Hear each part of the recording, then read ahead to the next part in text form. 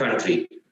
We welcome Dr. M.S. Ravindra, Dr. Sunil Tangaraj, Dr. Deva Prasad, Dr. Santosh, Dr. Ashish, Dr. Rajiv Raut, and Dr. Deepak Megur. I would welcome Dr. Amulya Sahu, sir, to actually speak a few words in the conference. Thank you, Jagdish, for inviting me, and I thank the Telangana chapter of ISMSICS for giving me this opportunity to interact with you. As you know that ISMSICS is growing leaps and bounds. In the end of this January, we are going to have installation of American and Mexican chapter. Now, your chapter has done remarkable work, and as far as the drive for membership is concerned, we are amazed at the number of registration you gave us.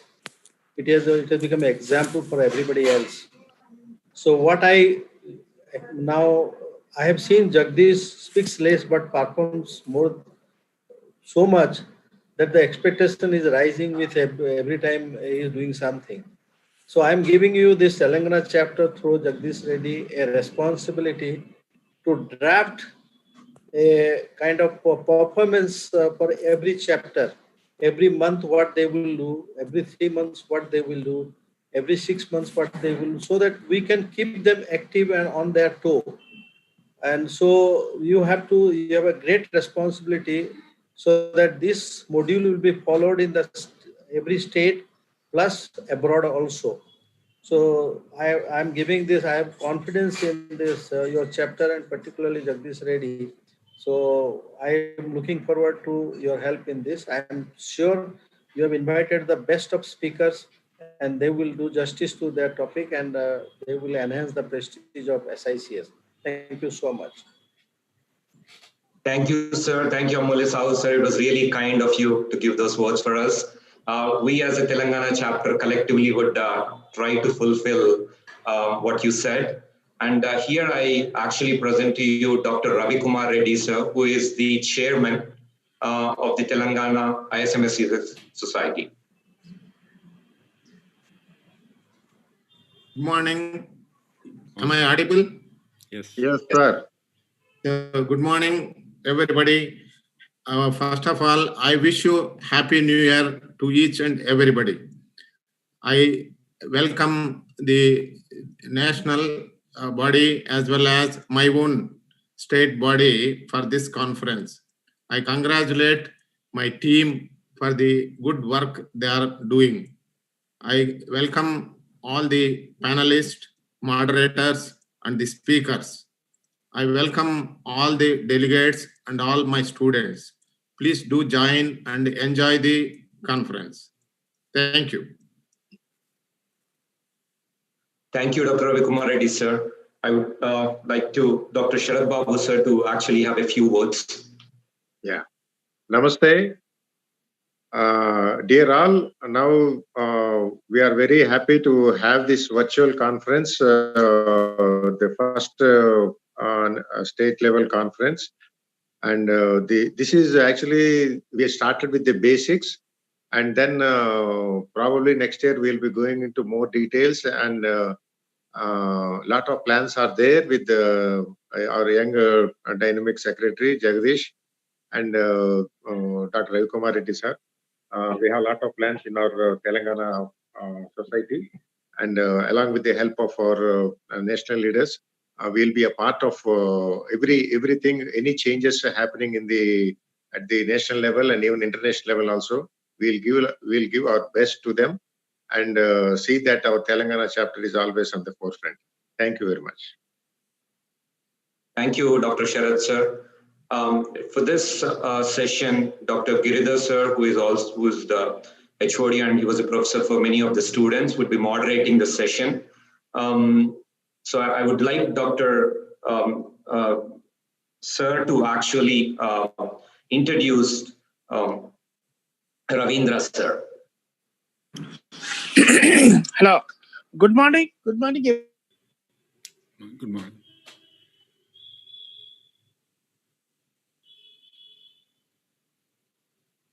I think sir is actually something problem with the internet connection.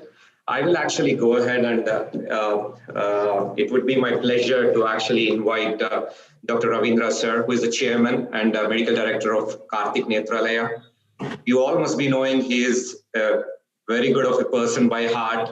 He has won innumerable number of awards. To just name a few, he has the Dr. Subbarao Endowment Prize Award and Netra Vaidya Ratna and many, many service awards and gold medalists, to name a few. I would request Dr. Ravindra sir to actually go ahead and start his presentation. Somebody has blocked my, I can't share the screen. Can you? Yeah, sure, sir. Enable Just me? a minute. Yes.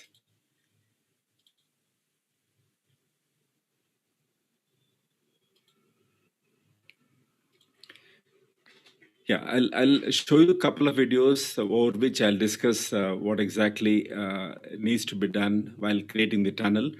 That is the right eye of the patient. I'm sitting on temporal side. Temporal SICS is becoming more and more popular. If the lashes are exposed, you can cover it with the tape and see that some amount of canal is left there, space is left there so that fluid can what is the anesthesia that's needed is paracane anesthesia, and you put it on the top of this area of the limbus as well as that area of the limbus, if you can see my pointer. And I'm separating both the conjunctiva and tenons together. I'm not trying to separate them. They're dissected out from the limbus. Few bleeders will be there, and you just touch them with heat cautery. Any heat cautery is all right, but this is what I prefer because it is wireless in the sense it doesn't carry the weight of the wire that goes out and in of the surgical field. Any good crescent, this is what I like. This is a short crescent. It's not a long crescent, and it doesn't hit the lids. So being, doing a topical, it's very important not to touch the lids at all. Lids are still sensitive. You not anesthetize them. And a tunnel is created. Initially, you go anteriorly and then go laterally. I'll just show it in the next video once more. Then once you have created a tunnel, which is rectangular, I'm going to make a small entry into the anterior chamber, as you can see with a 5.2 millimeter keratome. That's all. It's a tiny nick. I've not opened the entire area of the internal part of the tunnel. Then I am injecting viscoelastic. Actually, it should be not injecting. It's go visco-aqueous exchange, so that positive pressure will not be there. And then I'll take it fast forward through the rexis.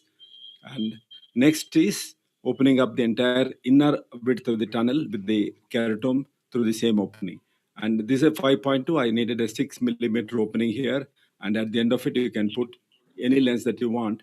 Any lens is all right. The amount of an average amount of astigmatism this tunnel produces is about 0.4 diopters. So I'm doing it on a steep meridian, which is in the upper temporal quadrant. That is I'm just above that.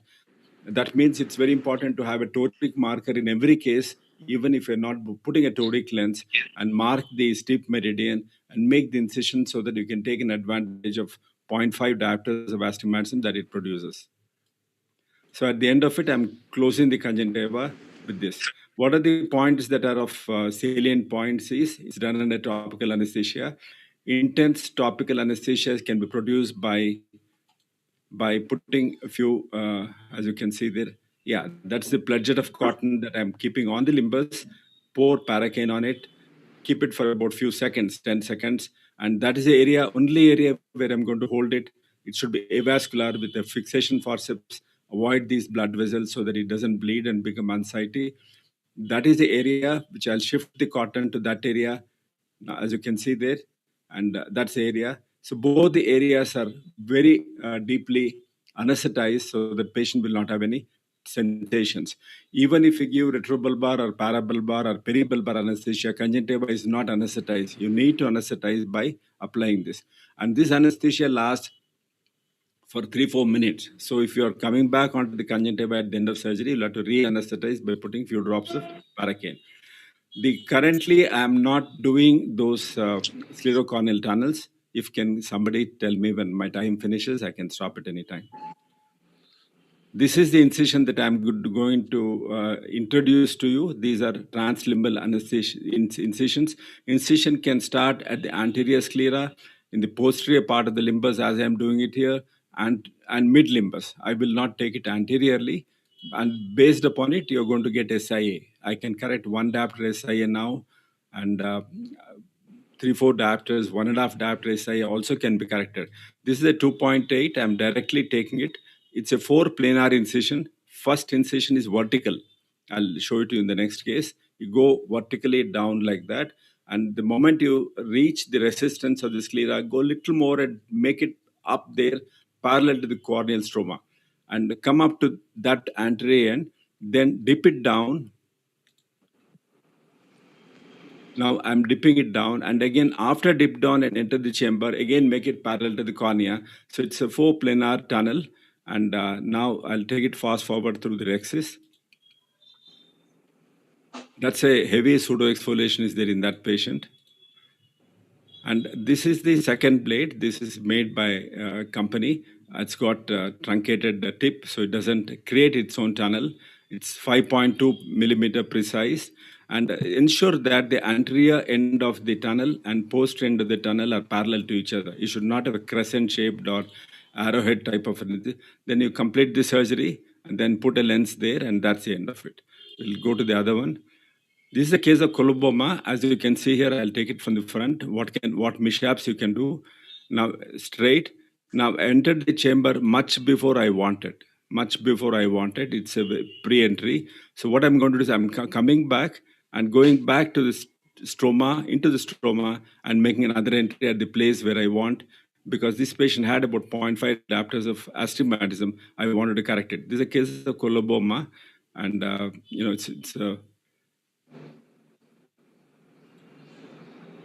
now, when you're widening it, see that you're not going through the initial puncture, you go through the lateral one. Once you make it, then when it enlarges, when you're taking the instruments, don't take it in the center, take it through the periphery.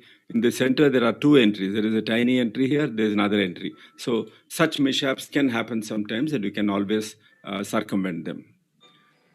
That is the lens which is placed in the capsular bag. And at the end of it, how do you close this? That is how I close. There's no need to hydrate the wound because you have not stretched the wound.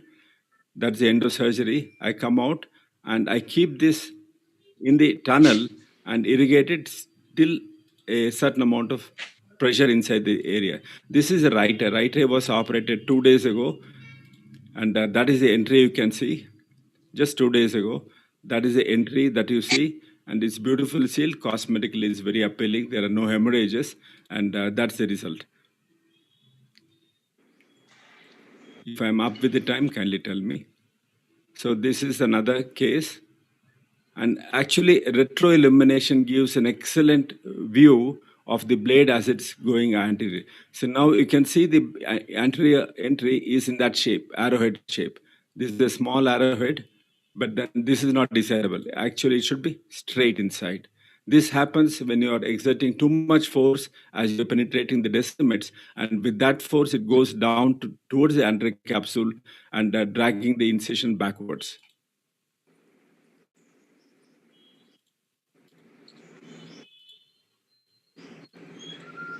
You can have very large entry. Like here, I'm planning to put an iridial lens, as you can see here. That's a 9 millimeter tunnel, not an issue. You can do a beautiful 9 millimeter tunnel the way I'm showing you. It's a sclerocorneal tunnel, which we're all familiar with.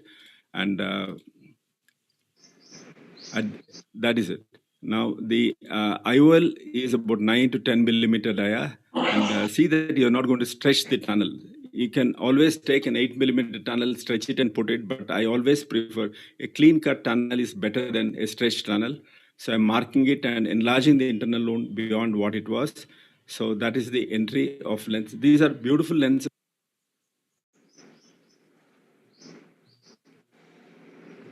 Sir, you're muted, sir. Sir, Ravindra, sir, you're muted. Can you unmute yourself?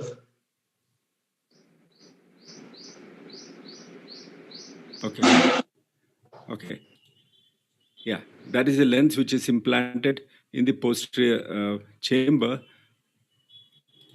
Take it forward. And this needs, you can leave it without a suture, though it's a 9 millimeter, but it will cause a lot of astigmatism.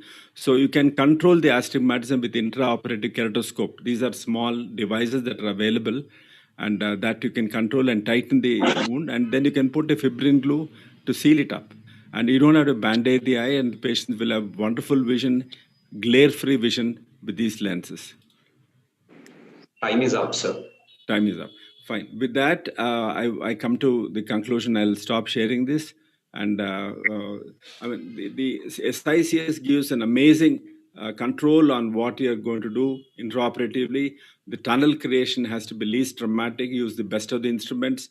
And there are so many kinds of tunnel creation. And, to compete with the people who do such fine surgery with phacoemulsification, it has to be cosmetically good. First day, you should see that the tunnel should be absolutely flat without causing any corneal edema. And, it's an art. SICS is an art, and you can excel it, and you can continue to excel it. Thank you very much. Thank you, Dr. Ravindra, sir. That was a wonderful talk.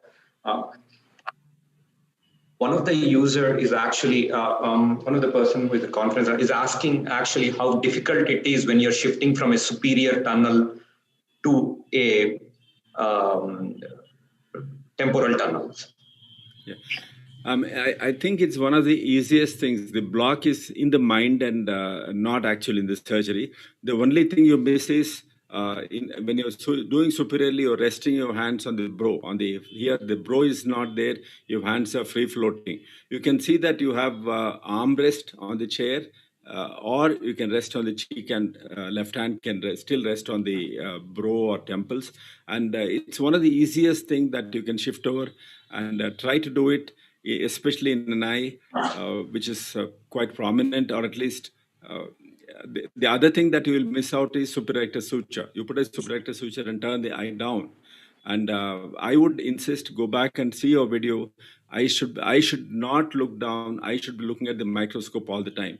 So even when you're doing superiorly, practice in such a way that you don't move the eye down or in any other direction when you're doing surgery. It's quite simple. It's once you learn it, you'll never go back to the superiorly done surgeries. Ravindra, do you advise superior rectal stitch?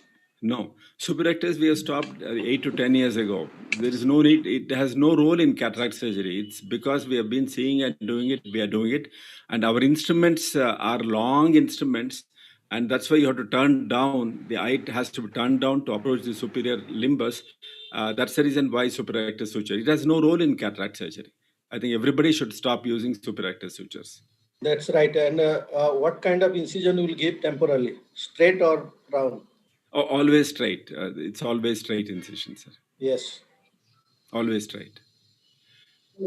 Again, So we have done a lot of studies. I think just to share my data, we have every case we do preoperative care reading and postoperative care reading. Every case we do a vector analyzed, SIA calculation, and we have seen that there are so many cases, so many types of fashioning of the tunnels. There is, that concept is there, that the curved incisions are better. In our hands, in our experience, it made no difference. Whether straight incision or the frown incision made no difference as far as SIA is concerned. Sure, sir. Thank you, sir. And there is one more question from one of the panelists. Do you advise paracaine cotton plug kept in fornix for 20 minutes? See, we don't operate on fornix. Where do we operate on fornix? We don't operate on fornix. We operate on the area, and the surgical area has to be anesthetized. If fornix is anesthetized, how does it help in the surgery? So logically, wherever you're touching the conjunctiva, where you're incising the conjunctiva, keep the pledget there, put few drops of this thing. At the end of it, we put a drop of betadine, and the same pledget I'll shift it to the medial canthus. It will remain there throughout the surgery, probably leaching some amount of betadine into the eye. So fornix, I don't see a logic of putting a pledget in the fornix. All right. Jagdish, can I comment on? Sure, sir. Sure. See, Parakani, you put 3 times before you take the patient to the OT, 2 drops. on the OT, in the OT, and that is more than enough. And at all you find that patient is sensitive, now the phenocan has come, you put one drop, when I inject little 0.1 ml, that will do the job. There is no need for putting the cotton also earlier, and then the jelly was some people were using. There is no need for that, and that is what. And limbal incision, what uh, this MS is doing, it is a master job. Those who are beginning, don't try it because the AC becomes shallow and you are bound to spoil the endothelium. After you have mastered your surgery, only go for these actions. He is a master, so he is absolutely controlled in his medium. Don't imitate him immediately. Those who have done thousands of operations should venture into that.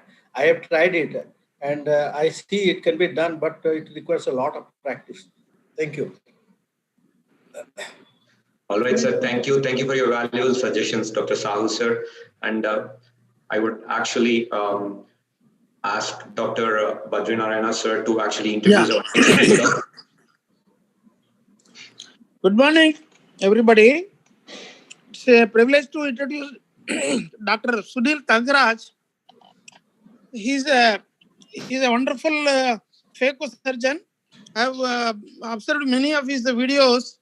He is presently superintendent of Lions Eye Hospital, Sriram Nagar, Andhra Pradesh, and he was the former director of LVP Vizag.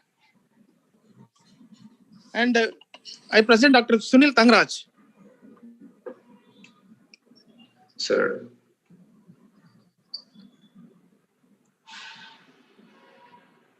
Audible, Jagdish? Yes. Hello, everybody. My topic is on the nucleus management in SICS. All methods basically deal with the same principle, that is, dislocate the nucleus into the anterior chamber and then remove it from the anterior chamber. By removing it from the anterior chamber, we always employ some sort of posterior scleral pressure to express the nucleus out of the eye. Some people do mechanically break it within the anterior chamber. I will not be dealing with this. And needless to say, all methods have to be safe to the endothelium and the wound architecture has to be perfect. Since this is a basic lecture, I will be talking about a safe, reproducible method for easy learning and with relative reproducibility. The requirements would be adequate wound size and architecture, adequate rhexis size, good hydroprocedures, and good endothelial protection. The wound size should be adequate with very good scleral pockets. It is more or less a trapezoid in shape. Needless to say, the rhexis also should be of adequate size in order to safely deliver the nucleus from the bag into the anterior chamber. Here I am doing the rhexis with a bent 26 gauge needle. However, one can use a Uthrata forceps or whatever he is comfortable with.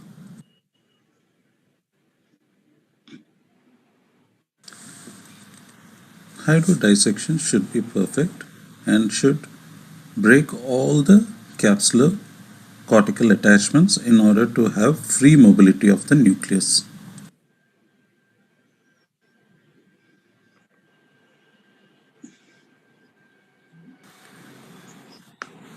The most common method of dislocating the nucleus into the anterior chamber is with hydrodissection. You go with your hydrodissection cannula, go to one end of the rhexis and send in a fluid of BSS so that it posteriorly dislocates the nucleus and brings one pole into the anterior chamber. This can be used for all sorts of cataracts. One can also dislocate the nucleus into the anterior chamber with the use of dialers after hydrodissection. But you have to be very careful while you are engaging one pole and cartwheeling it out into the anterior chamber. Do not engage the rhexis by mistake. Sometimes there is no support for the nucleus and the nucleus is freely mobile and it becomes extremely difficult to either hydrodissect it or to even cartwheel it out. In these situations, I do what is called the pickup technique. I just sandwich the nucleus between both my dialers and pick it out of the bag. The left video shows a typical struggle with a mobile nucleus.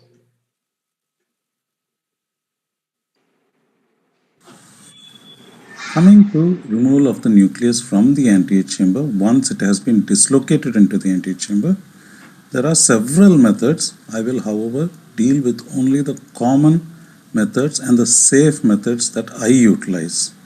These are hydroexpression, viscoexpression, the two dialer technique as a sandwich or without a sandwich, just with posterior scleral pressure, and the vectis with or without the sandwich technique. All of these methods use some sort of posterior scleral pressure. And this is how you go about doing the hydroexpression.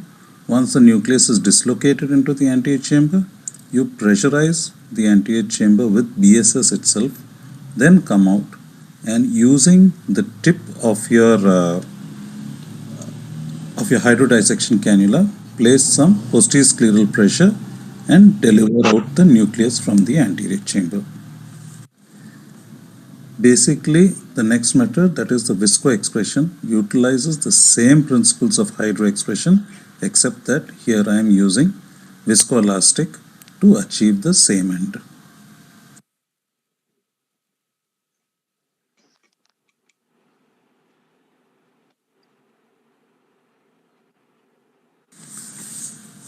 Probably my favorite method of delivering the nucleus, both dislocating it into the anterior chamber with the two dialer technique and then sandwiching or using the dialer as posterior scleral pressure and bringing out the nucleus out into the external environment. This is another commonly used method of nucleus delivery, and the first video on the top you can see I've actually tumbled the nucleus and then with a single dialer rotated it out.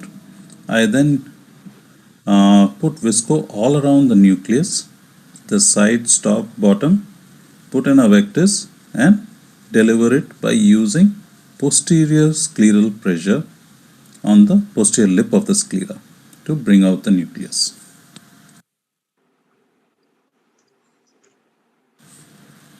Well, with all of these methods, you can still have problems, and I'll put it in two parts. One is when you can't dislodge the nucleus into the anterior chamber, probably you have an inadequate rhexis, your technique is not proper, or even worse, you may be having a PCR with vitreous loss, or sometimes while trying to cartwheel the nucleus out, you're engaging the rhexis margin. All this has to be looked into. When the rhexis is small, please do not try to express the nucleus out into the anterior chamber, as you will land up as an intracapsular extraction. So either you scallop the rhexis border and make it larger, or you spiral out the rhexis and make it larger, or you give relaxing cuts on the rhexis margin, especially when it is associated with a small pupil. Small pupil can lead to a lot of complications, so it is better to address it. One, you can either do sphincterotomies or you can use iris hooks. And please watch how I am putting the iris hook at the 12 o'clock position. I can explain later in discussion if somebody wants to know more about it.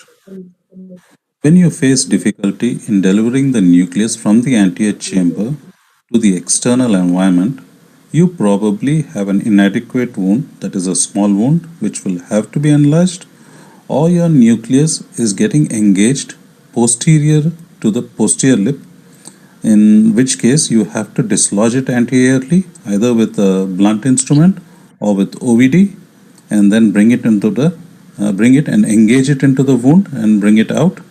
Or probably the nucleus itself is so large, at least the anterior posterior diameter is so large, which you have not noticed. In either case, you have to still enlarge the wound to bring out the nucleus. Thank you so much for listening to this talk.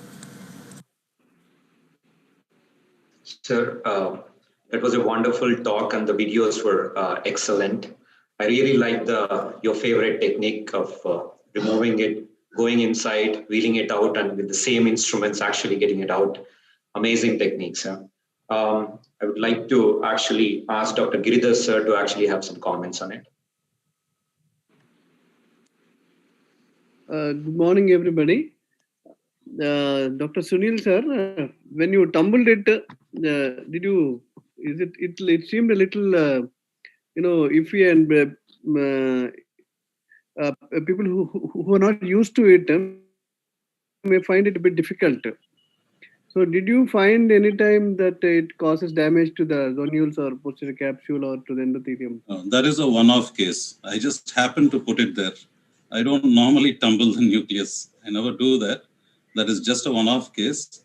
And it just happened to be in the video, and it was a small nucleus. So it was no big deal.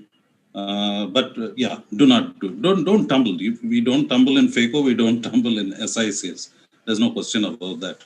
Yeah, I probably, as a basic talk, maybe that was not such a good idea to put the video. I just happened to put it there.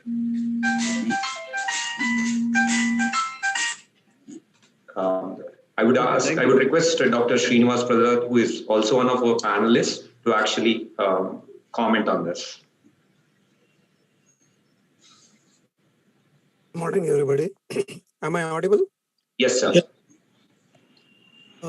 Thank you very much for all the speakers, and I think it will be a very good session. And one of the questions is do you advocate a snare to break the nucleus if the grade is 4 to 6?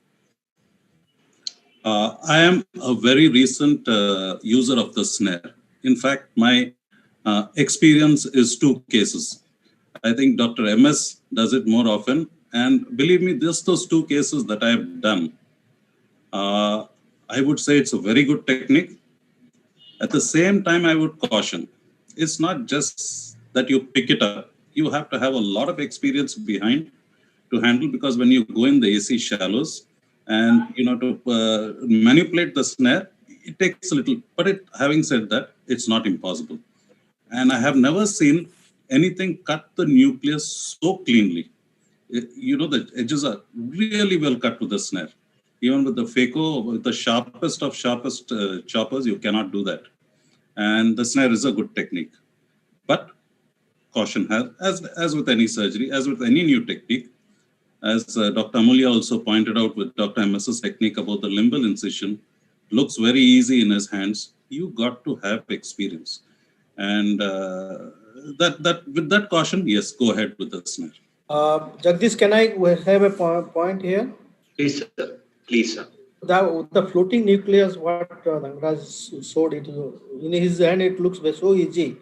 But what people, those who are going to handle this, first have to inject viscoelastic behind the lens. So it starts floating up. And then posterior scleral pressure, that as he showed, it is so easy. So it can come out. But without putting viscoelastic, if they start handling that, they will create a problem. And there's 2 instrument mobilization of the nucleus. It looks makes it look very easy. But for the beginner, they can damage the posterior capsule also. So please learn from the masters and don't get carried away. I have gone through when phaco started. I just saw somebody managing the phaco so well. I came and started in my phaco in a very grade 5 cataract, and the cataract dropped into the chamber. So it looks easy to the master. And when you practice, be careful. Watch those 2 instrument handling is not as easy as he made it. So be careful in these small points. Thank you. Sure, sir. Definitely. We would take care of that.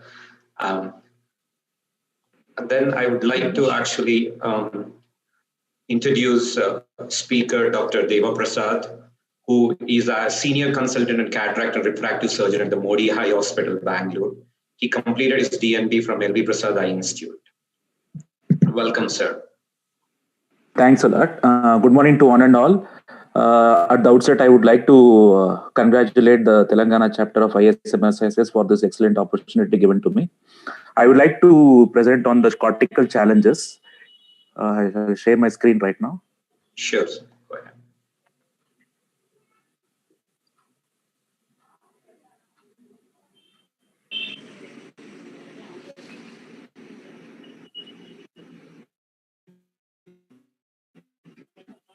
Yeah, cortical wash is done immediately after the nucleus management. Once the nucleus is delivered out, we are in a dilemma which is the cortex and which is the epinucleus.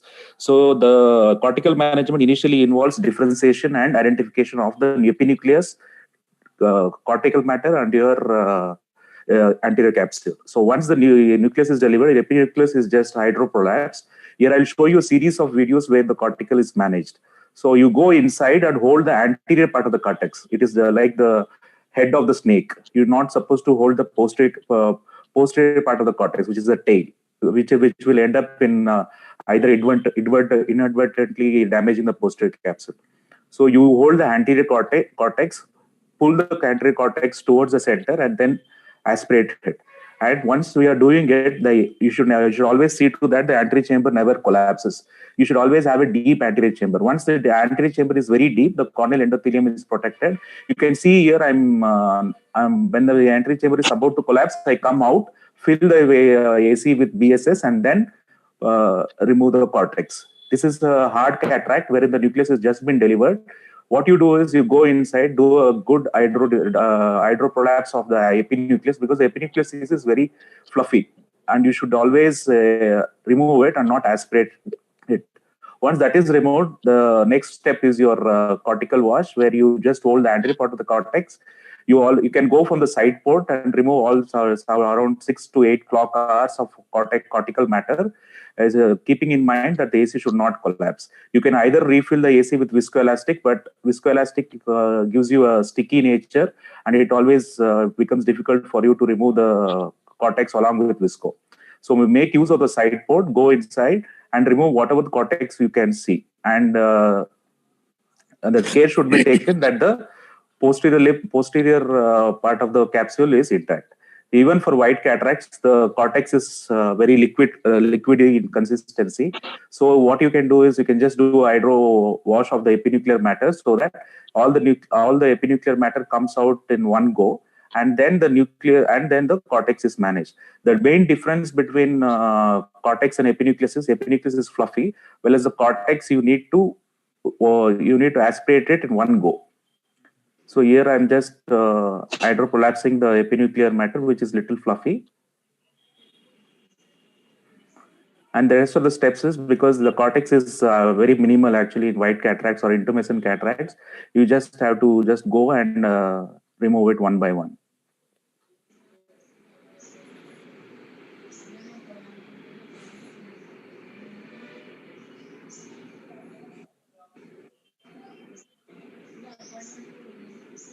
This is another soft cataract wherein the nucleus has already been delivered. The epinuclear sheet will just assemble at the tunnel. You just have to hydroprolapse it. Once that is done, then you can go into the side port, hold the anterior part of the cortex, pull it towards the center, and aspirate it. Care is taken not to make the chamber collapse. It's the most easier thing, but anything which is done inadvertently leads to collateral damage of the posterior capsule or damage to the corneal endothelium.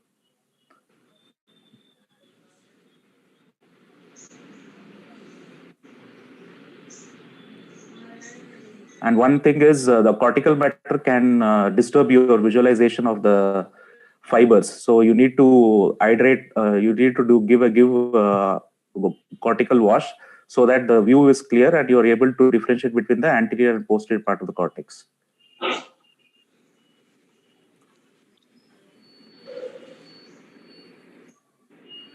And care is taken always to visualize the anterior capsule and to see the rexis margin, because if you go little posterior to the rexis margin, the chances of you pulling the capsule is very, very imminent.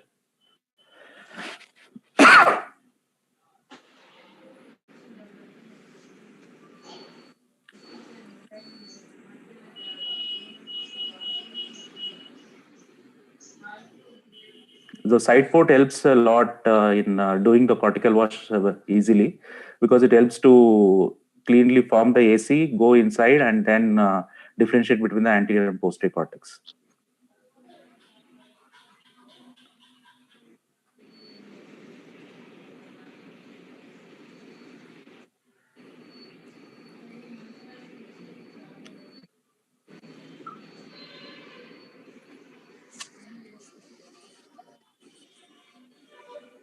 It's just different grades of cataract where I'm just showing you the way to do the cortical wash. Just holding the anterior cortex and pulling it towards the center. If there is if your rhexis margin is not intact and if there are some capsular tags, then it becomes all the more difficult to differentiate between your capsular cut and then the cortex. So you should always aim for a good CCC, which is round and circular, maybe around 5.5 to 6 millimeter. Thank you. I would like to end my presentation and it's open to questions.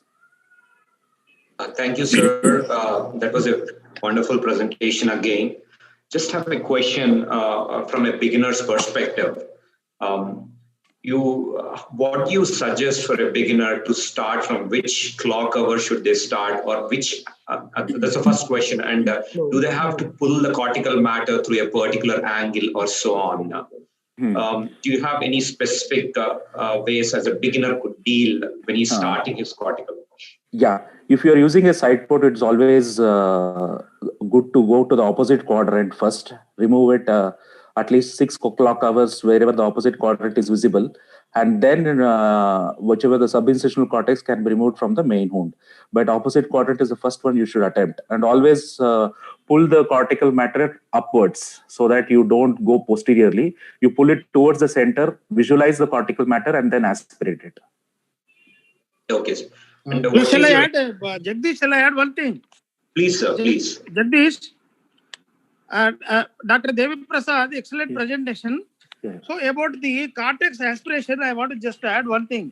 Yeah, so sure, normally we hold the cortex, as you said, we pull upwardly, but pulling radially towards center, it is, I have tried many cases, pulling circumferentially so that it is easy and there is no traction of the fornix of the capsule. Okay. So that is my experience. What is your experience? And another thing is a good hydrodissection, the cortical aspiration will be easier, and so that you cannot, you inadvertently holding the rhexis margin or like that.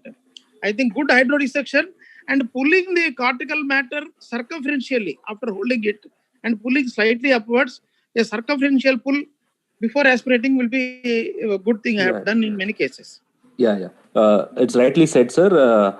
Cortical cleaving hydrodissection will make your cortical aspiration very easy. Once the cortical hydrodissection is, if you have a very good rhexis margin, good large rhexis, and you have a very good cortical hydrodissection, your nucleus management becomes easy, and then your cortex becomes very soft. And you can either do a radial or a circumferential cut based on the density of the cataract. If it's a very softer cataract, you can the cortex becomes little tricky because it is very soft, and your rhexis margin, you have to visualize this. If you don't visualize this, there can be a collateral damage.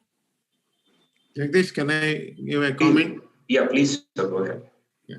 See, in the period of transition, when small incision to phaco, so what I did is, even today many are having phaco machines. It is best to use bimanual cortical cleanup, where you can compete with the phaco surgeons. Second thing is, as Dr. Ravinder said, you use the steeper meridian. The results are equal to phaco. So the bimanual aspiration of the cortex gives deep anterior chamber, safe posterior capsule. You can actually visualize throughout. You can exchange the cannulas. So the surgeons who are having phaco, please do bimanual aspiration even with SICS. Surgeons who are not having phaco missions, they must be having a vitrectomy mission. A vitrectomy mission is a must for a phaco surgeon. For vitrectomy mission also you can do I and A, which is easy when there is a volume. Volume is more. You won't get tired with the Simcoes. Your thumb won't get enlarged like me. It is, if you compare my thumbs, right thumb is 1.5 times to that of the left, because I did so many SICS with the Simcoe. The other thing is you can never get tired. So that is well under control. Please purchase a vitrectomy mission, which is necessary for any cataract surgeon, or use your own phaco mission, do I and A, and enjoy the results and compete with the phaco surgeon. Yeah. One more point is that you can tilt the globe with bimanual eye. You can tilt the globe Yes. and can approach You can retract. You can retract your iris. You can visualize your axis. You can retract your iris. Majority of the time, after delivery of the nucleus, the people comes down. Can I? Hello. Hello. Yes. Yes. Go ahead, Dr. Satnar. Good morning, all. Sir, as Raj Kumar had said, when you are using bimanual, at the end, if there is a PC thickening, you can do polish also with bimanual. I agree. So that is one advantage with doing bimanual. With Synco, doing capsular polishing is difficult. You can enjoy it. Yes, we can enjoy it. So one more question to speaker, sir. When there is a PC rent while doing particle wash, how will you manage such cases? Question to me? No, Sure. Once you see that the vitreous is prolapsed, always see to that the Simcoe is immediately switched off, and you form the anterior chamber with a lot of viscoelastic. You see the extent of the tear and then decide where to implant a 3-piece or a single-piece IOL. No, if there is already some amount of cortex is there, then cortex is there, you can do a dry aspiration. You can put a lot of visco and aspirate without any saline entry, so that whichever visual axis, the cortex is removed first, and care is taken not to disturb the vitreous face. If at all, if you have a doubt to differentiate between vitreous and the cortex, then you can use a tricot injection to stain the vitreous, and then if vitreous is more, then you can do a vitrectomy rather than pulling the cortex out of the vitreous. How will you remove the viscose after putting the IOL if there is a PC rent? Visco, as I said, that's what you can use a tricot injection to stain the vitreous. If there is no vitreous, after tamponating the vitreous face with the IOL, whichever is anterior to with the lens, you can wash it off. Thank you, sir. And we just have one more question coming up from a beginner who says, if the cortical matter is tightly adherent at the superior incision, wherever the incision, the sub-incisional, can I do it after the IOL has been placed? No. I would differ from that. A cortex has to be completely removed before placing the lens, because what happens is when you place the IOL, if you are placed it above the cortex, it becomes very difficult to go behind the IOL and remove the cortex. So always ensure that if the subincisional cortex is not coming, just to take some time, have a deep breath. You can repeat your hydro procedure again into the subincisional cortex, loosen the cortex, remove it from the side, you use the side port, remove the subincisional cortex, and then go ahead with your lens insertion. That would be my take on that. Sure, sir. One more. Use the side port. Yes, sir. Use the side port. If the side port is not accessible, nothing wrong in using another side port. Yes, sir. What's your experience as for using J-shaped cannulas for cortex removal for a beginner? One more question for you. Yeah, that is just the alternative variety of the Simcoe, wherein subincisional cortex can be easily removed. It makes job easier instead of doing from the side port, you can actually do it from the main wound, and it's easy. And the only thing is the chamber should be always deep. If your chamber is not deep, then no technique can work on your hands. So just one point. Can I add one point? Sure. The cortical aspiration for the newcomers is a must. Complete cortical aspiration is desirable because even a remnant of cortex will cause post-operative inflammation. Number one. Number two is if the cortex is not coming out, the secret is already told earlier that you deepen the chamber. The two folds of the capsule are holding it together. Once you have bimanual or in any other way, if you deepen the chamber and without aspirating, take the Simcoe the area where the cortex is there, move it like that laterally. Don't aspirate, move it and disengage it. But as far as the question that IOL can be implanted and can I remove the cortex later, that's going to be very difficult. Even if cortex is not held by the haptic, it's going to be very difficult. When you put your cannula there, the AC will shallow and the lens may come and hit the endothelium. So complete the cortical aspiration before you implant the lens. That's my sincere suggestion. The other thing is when you're actually aspirating the cortex out, do not initiate aspiration when you're in the middle of the chamber. Go under the capsule, go to the area of the cortex, then initiate the aspiration. That way you're not going to lose the chamber. Sure, sir. Thank you. Thank you, sir. Go ahead, sir. Do you want to add anything, sir? Sir, you're on mute, sir. The J cannula looks very big under the microscope, and those who want to use it must go be very careful with that. It is better to use the side port, as Ravi told, that you side port, you both a simple cannula and try to aspirate it out. You can have two side ports, one left and one right. So you can use both the side ports to take out that. And J cannula, you go gradually. But even I tried it and it looks so big. It is not very nice experience. And I think MS Ravindra is showing it very easy. It is not so. So it takes time. It is also blind procedure. Yeah. Cannula is also blind procedure. Because the AC becomes shallow and so many other things happen. Okay. Sure. Now we'll go ahead and I would like to introduce our next speaker, Dr. Santosh Bide. He is actually in private and institutional practice for the past 28 years and has been involved with Maratha Ophthalmic Society since 26 years. He is a surgical skills trainer even nationally and internationally. He's the international guest faculty of the Egyptian Congress, Cairo. He's performed various charitable cataract surgeries in Ghana and Kenya. He's a past president of Pune Ophthalmic Society and even the Ismsics. And I would be, it's my privilege to introduce him today. And go ahead, Dr. Santosh, for your talk. Good morning, everybody. Thanks, Dr. Jagdish, for kind introduction. At the outset, I would like to thank organizers, Dr. Sharad Babu, Dr. Jagdish, and others for giving me an opportunity. And I'm going to talk on basics of SICS. Is my screen visible? Yeah. Yes, sir.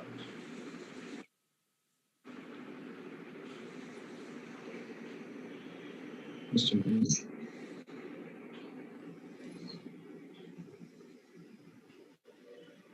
So I'm going to talk on basics of manual small incision cataract surgery, principles and pearls. Our goal in modern cataract surgery is refractive correction of eye with early visual rehabilitation and rapid mobilization of the patient, which we can achieve with both the techniques of eco-emulsification as well as manual small incision cataract surgery. But manual SICS has advantages over phaco that it has less learning curve, it is cost effective, and it is a fast surgery, and it is very useful in high volume CAM scenarios. The first step of manual small incision cataract surgery is taking a conjunctival flap and cauterizing. Conjunctiva and tenons has to be dissected separately, and it's most important. Another important point is that tenons has to be completely separated from the sclera. You can use even a ballpoint cautery. The cautery has to be very minimal, and there has to be a very light cautery. If you notice that all the blood vessels are radial, so you have to cauterize along the blood vessels. Another important point is that you have to avoid limbal arcade. You should not cauterize limbal arcade because that helps in healing of the wound. The next step is creation of tunnel, and the first step in creation of tunnel is creation of a scleral groove. And the tips for creating scleral groove is that blade has to be exactly perpendicular to sclera, and it has to be at the appropriate depth of half the thickness of the sclera. There has to be uniform, smooth, and well-defined cut, 1.5 to 2 millimeters away from the limbus. And the incision can be either frown-shaped, chevron, or inverted batwing-shaped incision for better astigmatism control. Then is the actual creation of tunnel. The tunnel has to be created at the uniform depth, and how do you judge depth of the tunnel is by, there has to be a just visible blade transsclerally, and one has to respect curvature of sclera and cornea because it is different. Sclera is flatter and cornea is steeper. So when we reach the limbus, we have to change the direction of blade while dissecting. Another important point is when we are dissecting tunnel laterally, we also have to tilt blade laterally. So the pearls of tunnel construction are that the forward dissection is by lamellar separation of scleral fibers. Most important point is that globe has to be firm, because if the globe is not firm, then it is difficult to dissect. Lateral dissection is by cutting, and blade should be tilted according to the contour of the globe. And another important point is that heel of the blade should be just above sclera to avoid buttonholing. The next step is internal opening of the tunnel. So globe has to be firm to avoid Descemet's detachment. Dimpled down technique. See this dimpled down technique of entry into the anterior chamber. It gives valvular effect. Another important point is that once the keratome enters inside the eye, the cutting has to be from outside inwards. All the cutting movements should be from outside inwards, and extent of the cutting should be from limbus to limbus. So the ideal tunnel which we should aim for is of half the thickness of the sclera to manage better astigmatism. And if we are sitting superiorly, as we do in the beginning, as when we are at the beginning of the learning of SICS, it has to be trapezoid in shape. The external scleral incision has to be shorter and internal corneal incision has to be longer. We should have large scleral pockets for accommodating large nucleus during delivery of the nucleus. The chord length of the incision has to be shorter so that we get less astigmatism. The placement of the incision has to be ideal. It should be ideally around 2 millimeters from the limbus. Too much of anteriorly placed tunnel can lead to wound leaks, poor wound healing, and high astigmatism with high chances of infection also. And too much of posteriorly placed tunnel can lead to premature entry and hyphema. The next step which we must master is capsulorhexis. The important point in capsulorhexis in manual small incision cataract surgery, it has to be of adequate size so that it accommodates the nucleus. The anterior chamber has to be deep, the depth has to be maintained throughout the surgery. And hence, most of the times I prefer to do capsulorhexis through side port so that there is hardly any egress of viscoelastic from the anterior chamber and there is no collapse of the anterior chamber.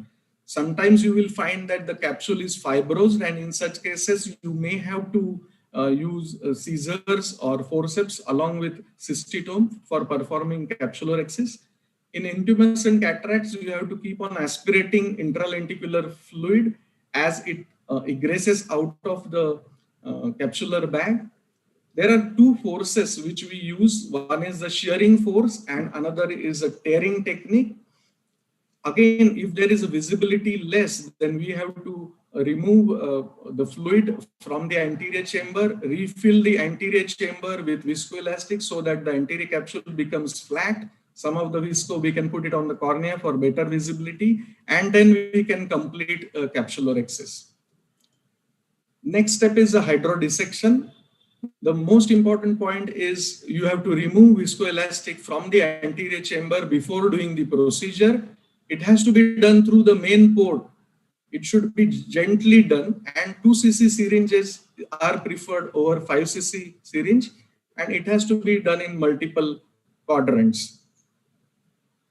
Another tip of doing hydrodissection is that fluid has to be injected very slowly, and you have to watch for the fluid wave which passes below the nucleus. If for some reason you are not able to see the fluid wave, then inject small amount of fluid in multiple quadrants. If you notice that there is sudden bulging of the nucleus, then you have to tap the nucleus, you have to rotate the nucleus so that it loosens out from the capsular bag, from the adhesions. And if there is sudden bulging, you have to tap it to avoid capsular blockage syndrome, which can lead to posterior capsular rupture.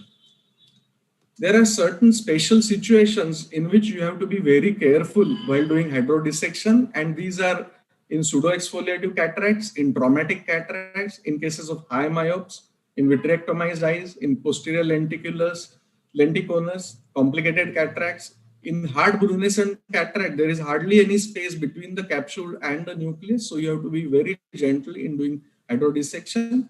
And we should not do hydrodissection in posterior polar cataracts. We should do hydrodelineation.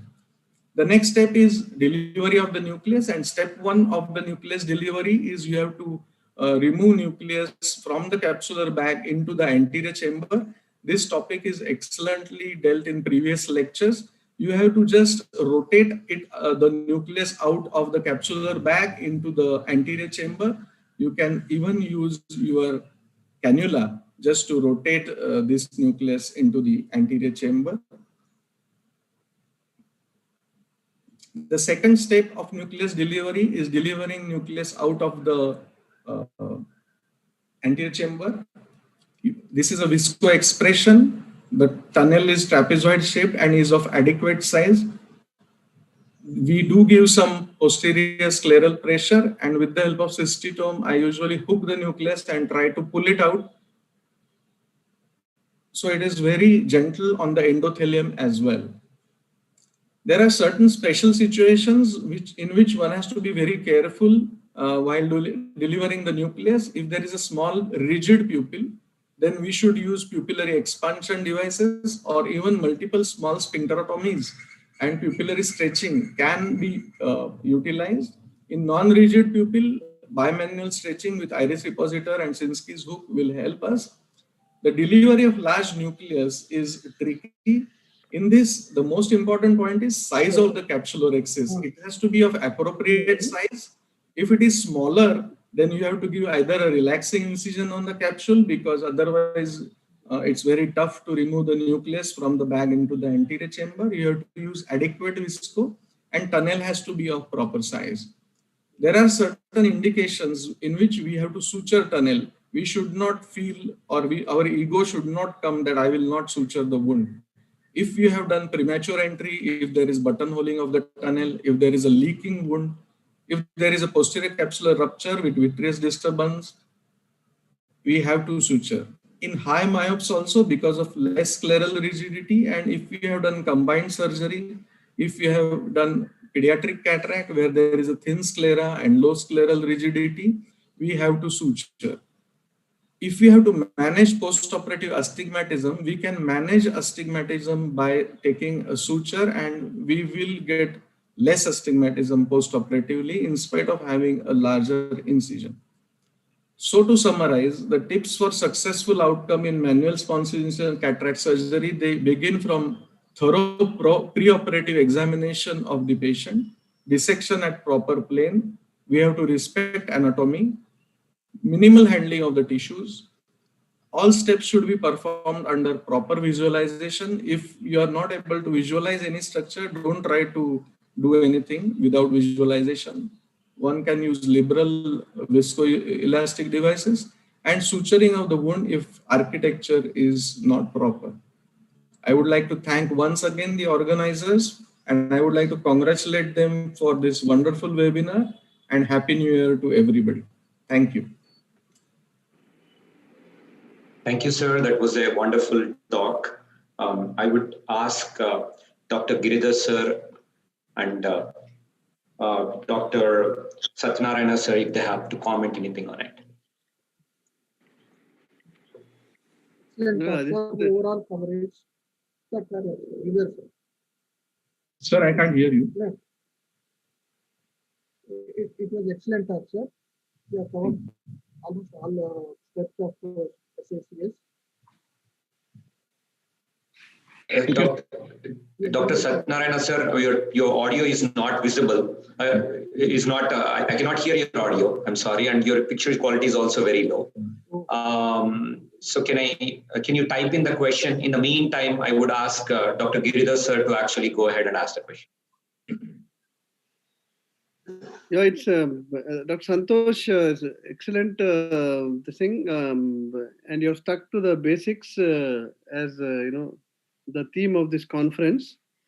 And the suturing part I really liked, because sometimes you don't want to, you will think you have promised sutureless surgery to the patient, but then the patient will have a if you put suture, you'll think, will the patient have irritation, suture irritation? So those things not come in the way. Stitch in time. That's, I like that. Thank you.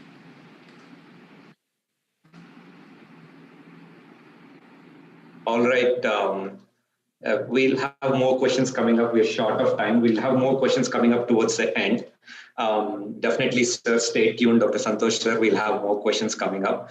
I would like to introduce our next speaker, and who is going to talk about the SICS simulator, which is probably the hot topic going on at least during the COVID times. Actually, this is would definitely be beneficial for most of the postgraduates and all the beginners out there. It's my pleasure to introduce Dr. Ashish Bachau, who is the consultant cornea, cataract, and refractive services, and he's a chief instructor at the Help Me See, and he's a product specialist for this SICS simulator. Welcome, Dr. Ashish. Thank you.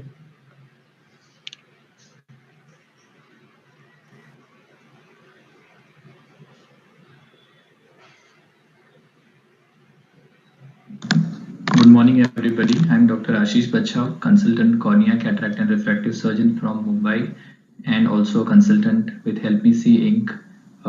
Simulation-based training and development from Mumbai.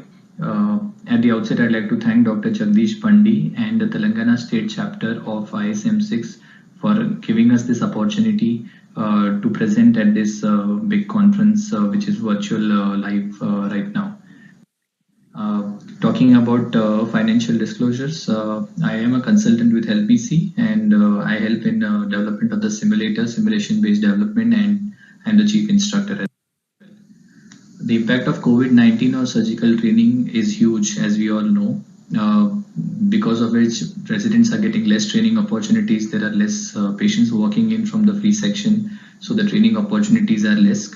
Whatever patients that we have, there is increased risk to the patients because we do not have enough eyeballs, and whatever cases that are there, it just adds to the risk because of the less number.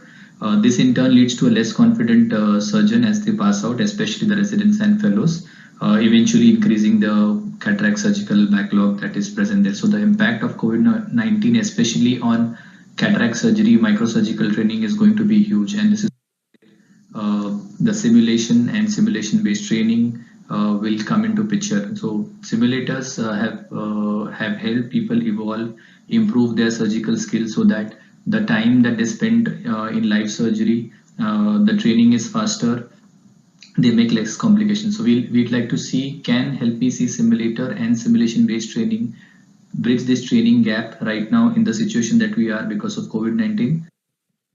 And the answer is yes. The Help Me See simulator is the only M6 simulator available in India, in the world right now. So it is the only simulator that has the complete SICS package, right from making the scleral groove to tunnel construction, side delivery, IOL implantation. Not only that, it is a high fidelity 3D virtual model. So there is this model which gives you a tactile feedback, which gives a visual coordination, and it has an intuitive simulator software. So that is a complete package.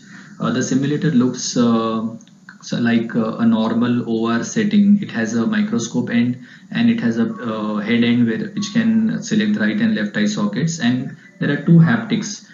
You can see close to the head there is nothing. It's a complete VR package. There is no console or eyeball console that we have to add or put like the other options available in the market. So we have what we call as haptics. One is for the right eye, the other is for left eye.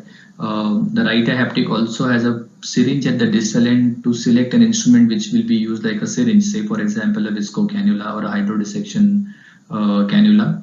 You can also see that both the haptics have wings which are black color, and when we close them, it acts like the prongs of a forceps. So when we see through the microscope and select an instrument, say for example like a forceps, colibri forceps, when we close the prongs, it acts like wings of the forceps. So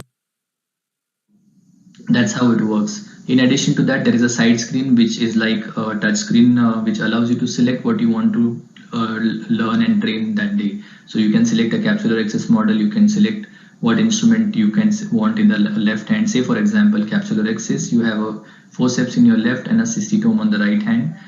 There are some tools which we call as training tools which help the trainee learn specific tasks with guidance. So it helps for guidance. You have triggers and you have voice commands and you have performance parameters. For the sake of simplicity, we have divided the SICS surgery into 4 modules. Module A being the tunnel construction. In B, we have the capsular access, hydrodissection and nucleus delivery. Module C has cortex aspiration and IOL implantation. And module D is hydrating the side port or the synthesis. In tunnel construction, we can see that on your left side is the picture that you see through the eye microscope eyepiece. You can see like a real eyeball that is simulated.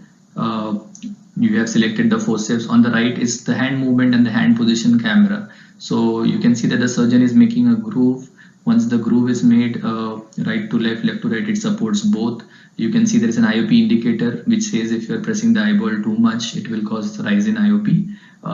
Then you can do tunnel dissection. It will guide you at what depth you are. It will guide you if you make a premature entry or a buttonhole. It will show it as a complication. See, it is turning right sometimes. That means the surgeon is pressing too much with the forceps in the eyeball. So everything is virtual reality. There is a tactile feedback. The forceps and the tissue feedback that comes from the eyeball, which is, even though if it's virtual, feels like normal eye surgery. Then you make a paracentesis. You can see there are guiding tools which tell at which angle you can enter the eye for safe learning, for preventing complications like endothelial touch or iris touch or anterior capsular touch. Then you inject viscoelastic. It tells a guiding tool will help you know the depth of the tip of the cannula. Once we have done that, we move on to keratometry. There is a forceps in left hand and keratome in the right hand, which helps the trainee learn how to achieve a good entry without losing the chamber, without causing damage to the surrounding structures. So this is a first module which talks about tunnel construction, which starts from scleral groove and ends at keratometry.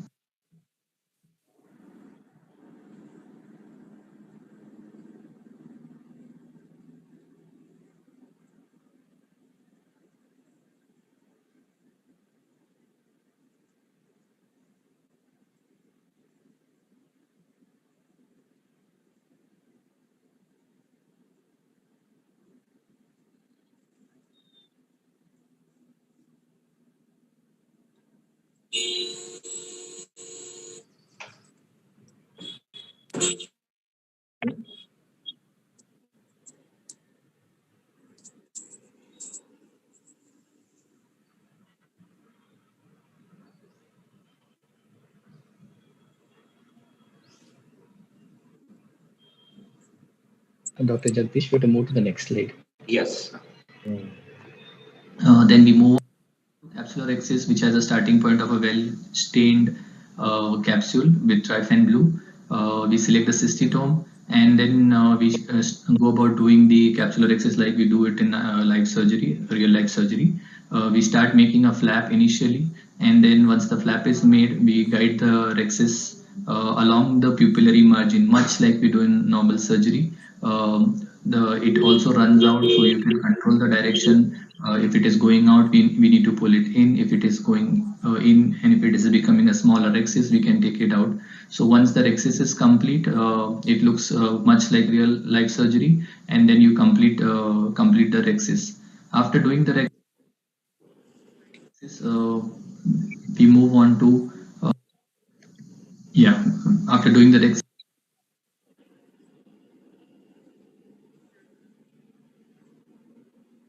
Can I move forward? Yes, please.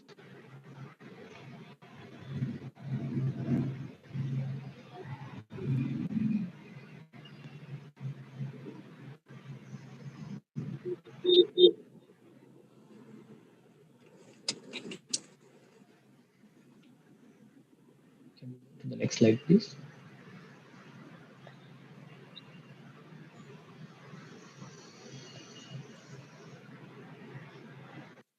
Yeah, after doing the Rexes, we see what are the performance parameters which tell us what is the size of the Rexes, whether you did a large size or a small size. It tells about maximum, minimum diameter, whether you did any complications like contact with the iris, or did you touch the endothelium many times, was there any zonular breakage. So everything is reported and told to the trainee. The videos are recorded for each task that you do. Was there a run out? Was there a zonular breakage? So all the attempts you have what we call as the performance report, which tells you about the performance. So eventually when the trainee is learning, they can see their performance improving as they keep on doing more number of attempts.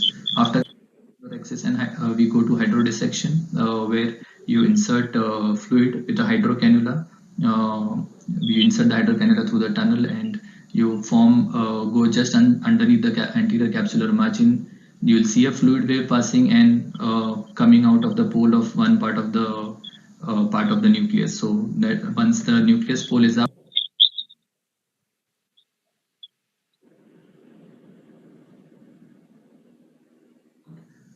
we the nucleus into the anterior chamber using a Sinski hook. So the right hand you select a Sinski hook, in the left hand you select a forceps and dial the nucleus out of the capsular bag into the anterior chamber. Now complications like zonular dialysis, contact with iris, contact with the endothelium are also reported if the trainee does not do the maneuver correctly. So once the nucleus is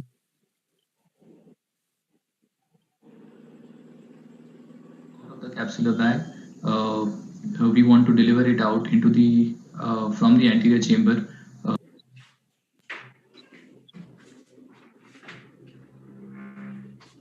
into the AC. The complications like contact with iris, endothelial touch, and breakage are reported here as well. Then we move on. The next which is the nucleus delivery. In nucleus delivery, we use a lens loop. Starting point is that the nucleus is dislocated into the anterior chamber, and with the lens loop and forceps, we deliver the nucleus out of the chamber out through the tunnel outside. So we give a pressure counter pressure technique, and we have the nucleus which comes out of the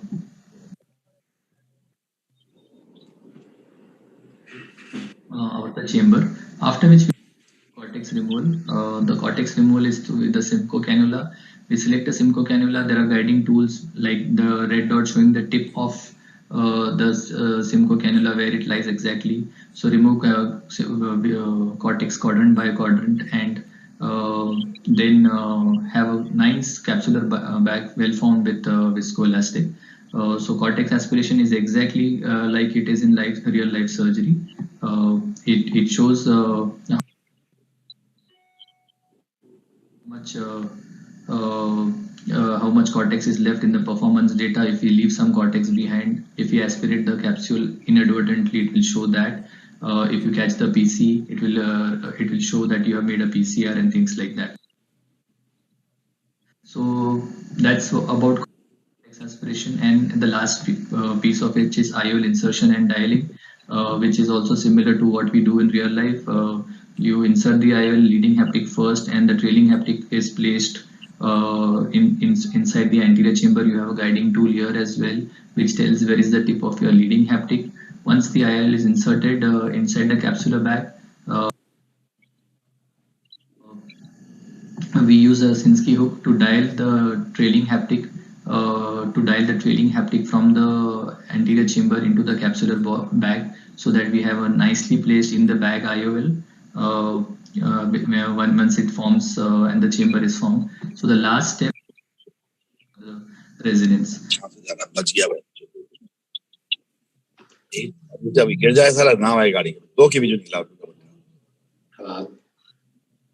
Thank you, Dr. Ashish. It was a little glitchy, but overall we could get a complete idea of what I would like to say in the last few slides was, if you could place the last slide back on, is this is a complete training package for people who want to learn M6, who want to have their residents and fellows train. We've already started a few batches in Mumbai.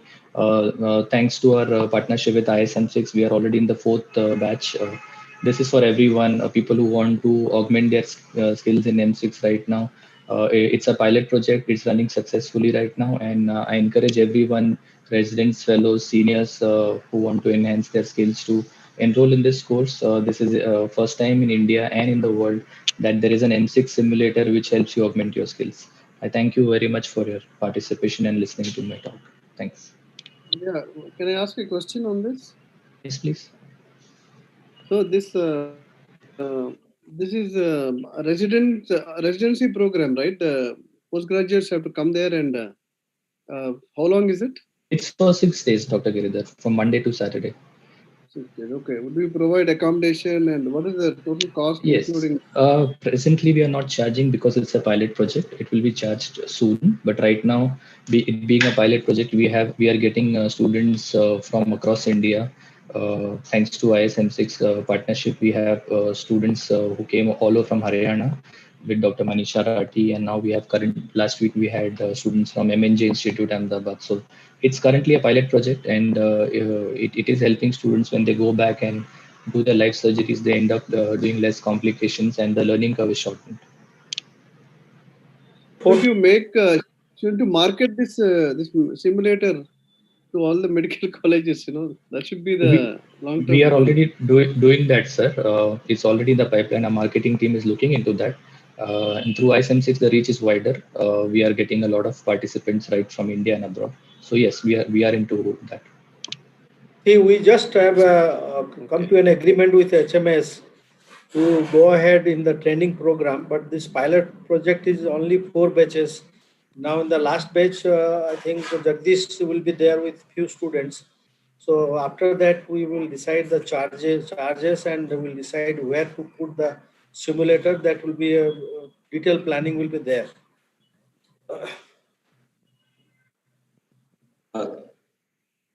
Thank you, Dr. Sahu, sir. I would like to know if any one of the panelists wants to add some comments on this Ismsics simulator.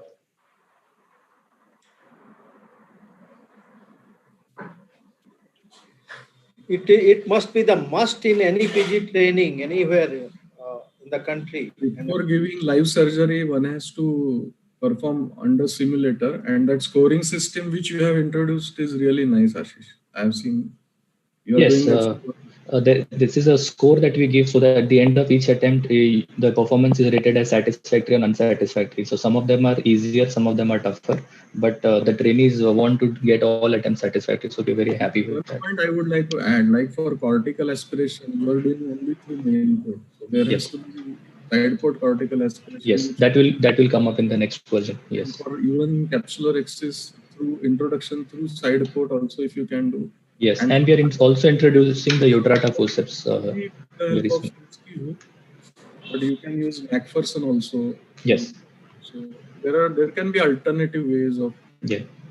Or even for nucleus removal into the anterior chamber, you are using a dialer, and that too you are just moving lateral movement. So you are not actually cartwheeling it out.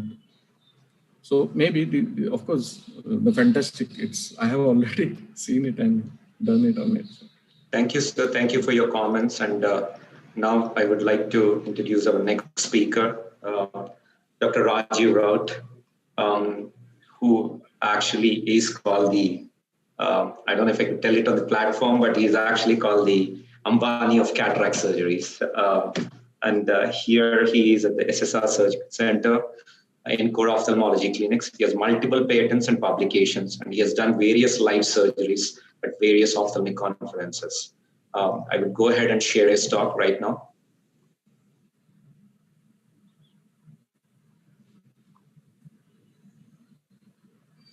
There's only one factor which will decide whether you are commercially successful in cataract surgery, and the factor is your surgical outcomes. 30%, statistically 30% of private practice cases are tough cases. Now, there is a consensus among even the great phacosurgeons that tough cases should be converted to SICS. If a private practitioner is doing 300 phaco cases and has a 15% complication rate, then he makes 45 problem cases per year and 450 cases in 10 years.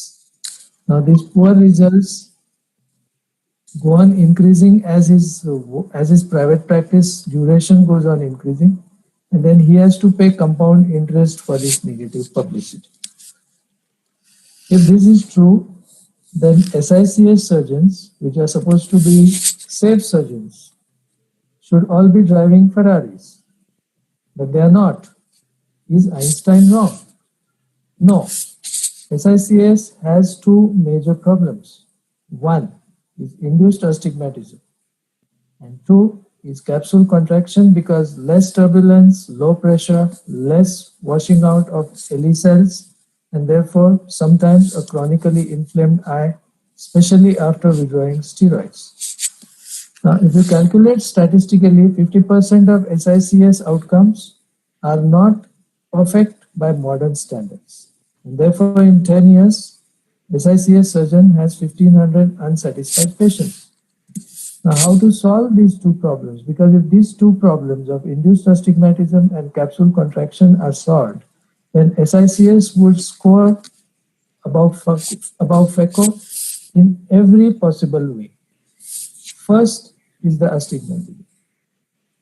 The astigmatism control requires an illuminated keratoscope, which is connected to an artificial intelligence software, which picks up the image and ignores all other colors coming out of the picture.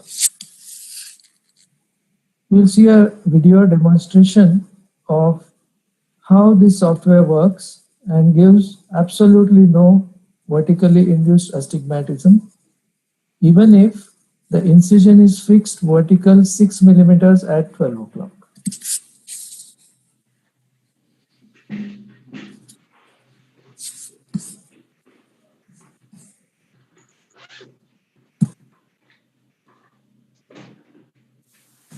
This video shows K2K software guided SICS. The incision is always measured 6 millimeters and centered on the broadest limbus.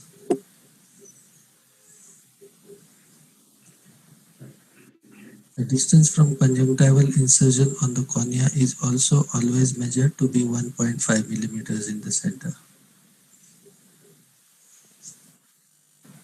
The patient is asked to fixate in the center of the illuminated keratoscope, which is put on. And when the patient is fixing properly on the center of the illuminated keratoscope, the freeze button is pressed to give the computer a reference image, after which it starts analyzing. Intended shape 1.41 at 40, 1.03 at 86, 1.03 at 69, 1.07 at 72, 1.13 at 48. Intended shape 1.41 at 40, 1.29 at 31, 1.08 at 77, 1.09 at 64, 1.09 at 73. Intended shape 1.41 at 40, 1.1 at 53, 1.05 at 52, 1.13 at 41, 1.09 at 58. Intended shape 1.41 at 40, 1.04 at 33.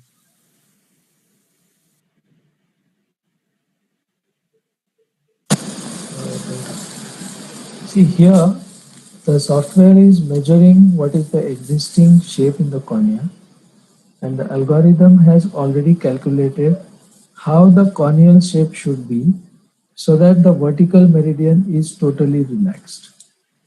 Once this endpoint of total relaxation, the computer is telling the surgeon where he is and where he should be.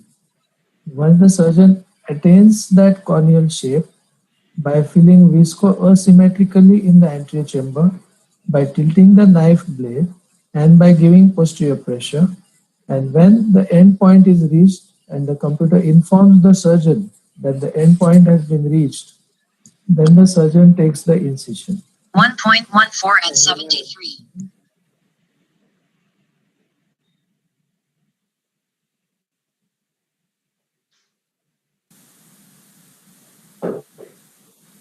.09 at 45. 1.15 at 47. At this moment, the current shape and the intended shape, as you can see, are perfectly overlapping with each other. At this moment of corneal deformation, if the incision is taken, it will produce a perfectly spheric cornea in this case. This is software guided smart SICS presented by Dr. Rajiv Rao. Thank you.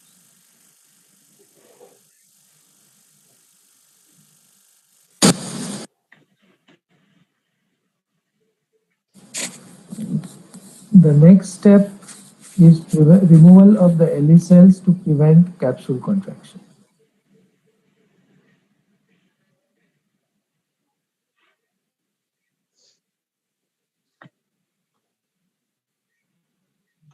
So that's actually Rajiv Rao with his presentation. Unfortunately, sir is not available to take the questions, but we have Dr. Aditya Rao to actually answer if anyone has questions on this. I would request the panel members to share their comments on it.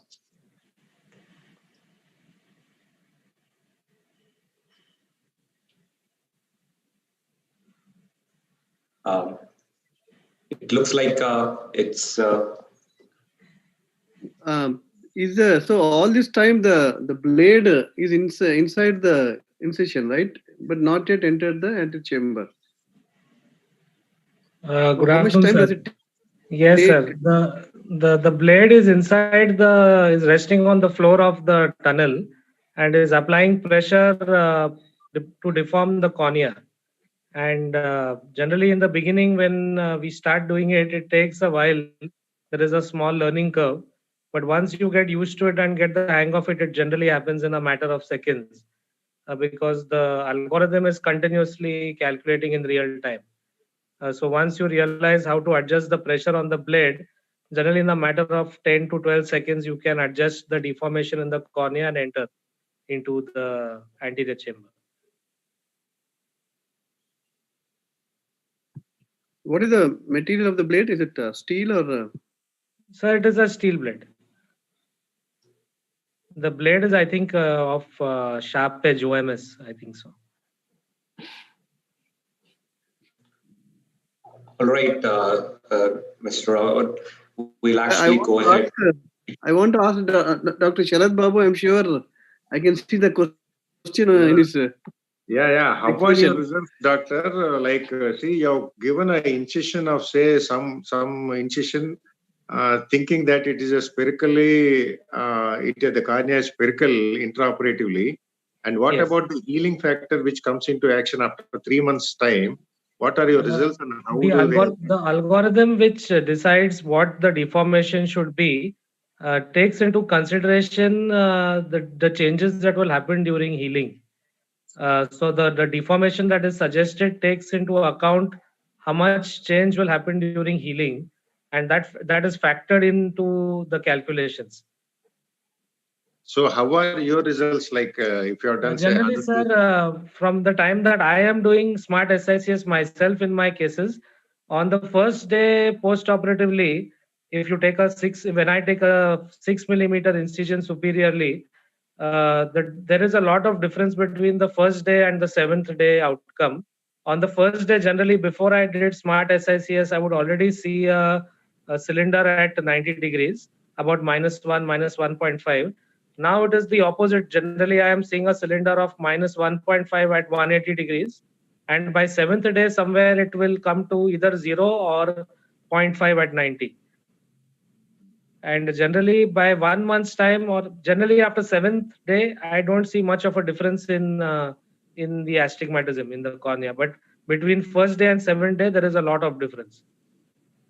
So do you take any students for this training? Do you have any training program? Sir, there are training programs for this. There were, I think, 2 sessions were done before the corona pandemic, and after that, then temporarily the trainings have been suspended. But the trainings are held with the help of ISMSICS, and I think next time when we will hold the trainings again, everybody will be informed. Okay, yeah, thank you. Thank you. Most welcome, sir.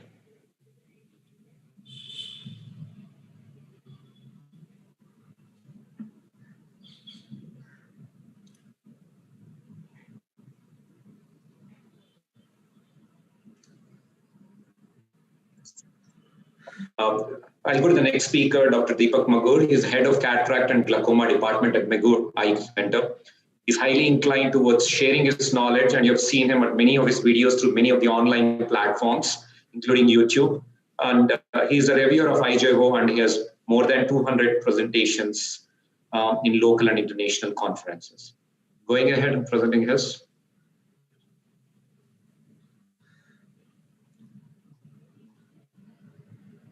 Intended for eye surgeons for training and education purposes. Viewer discretion is strongly recommended.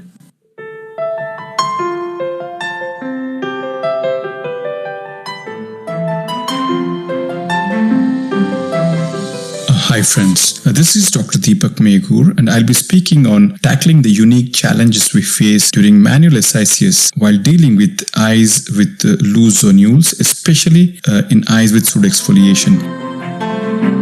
In such eyes, the most common difficulty or complication that happens is during the mobilization of the nucleus out of the bag. If you're not careful, more often than not, we may end up in having an inadvertent intercapsular extraction, as the capsular bag, which is invariably sticking onto the nucleus, just comes along with the nucleus owing to the loose zonules.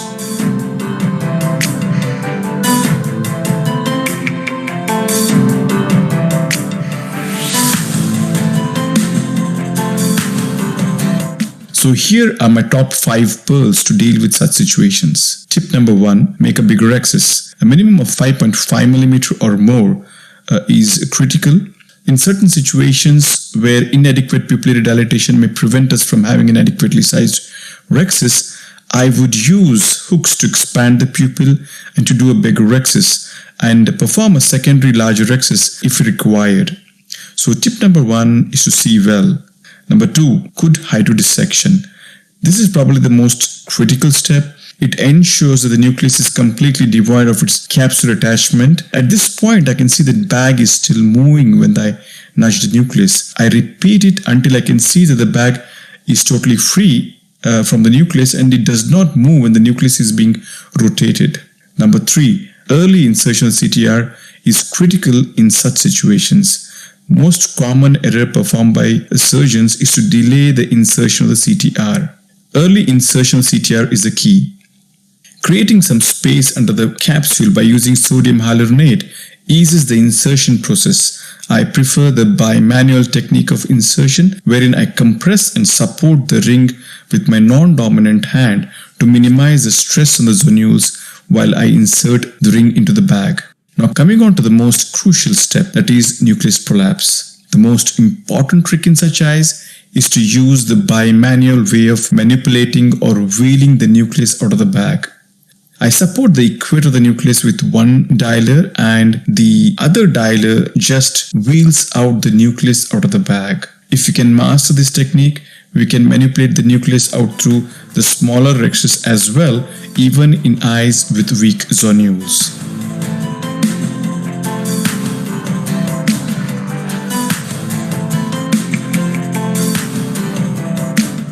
Lastly, inserting the lens. Well, one can put in the lens into the bag, but my personal preference is to use the IOL trap technique, wherein a hydrophobic multi-piece lens is placed into the sulcus with the optic being trapped behind the rhexis, which ensures better long-term stability in such eyes.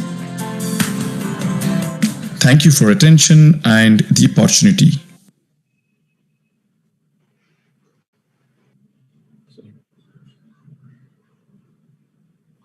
That was an excellent presentation, sir. And thank you so much for being here with us. And I would like to ask Dr. Giridhar, sir, to share his comments.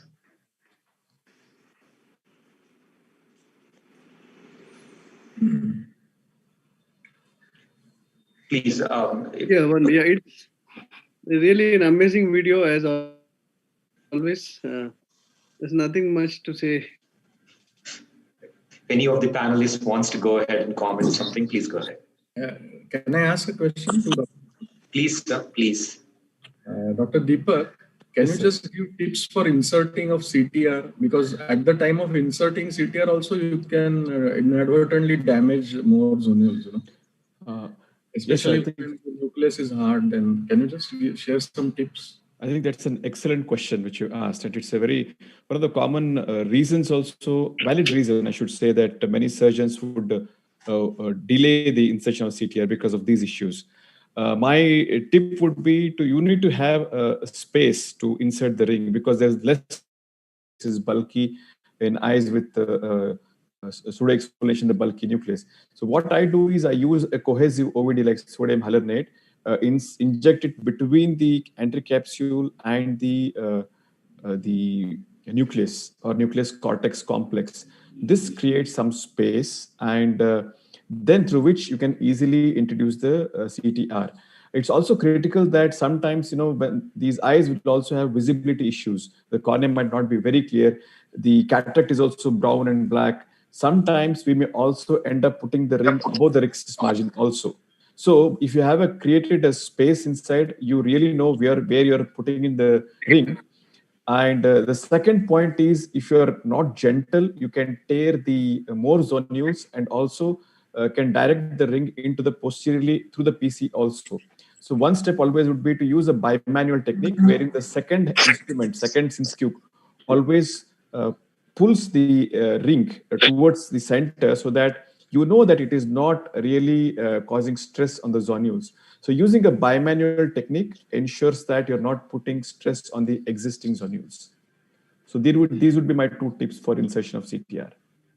I would like to cortical removal. Any tips on cortical? Yes, sir. Again, because the common difficulty once you're put in a ring, the apprehension is that the cortex is trapped behind the ring, and it's very difficult to aspirate. But it's really not so difficult actually, because once you should always try to hydrodissect before and ensure that it is free. I also try to remove the cortex before creating the space with the OVD. That also helps. Even if there is a entrapped cortex, you just have to stick there and use tangential traction. You hold the cortex, and rather than pulling it centripetally, go around it, and then gradually you see. Patience is the greatest virtue to have in these situations, because cortex aspiration is very tricky in eyes with loose bags. Thank you, sir. Just to add, you said put the CTR early. That's very, very important. But also, I would suggest put the CTR after the hydrodissection. If you put it before the hydrodissection, it becomes very difficult.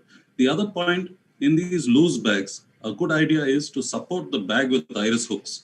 Sometimes that can help a lot. So when you are doing all your maneuvers, there is some extra support to the bag, and you can manipulate. Yes, sir, that's a very good point.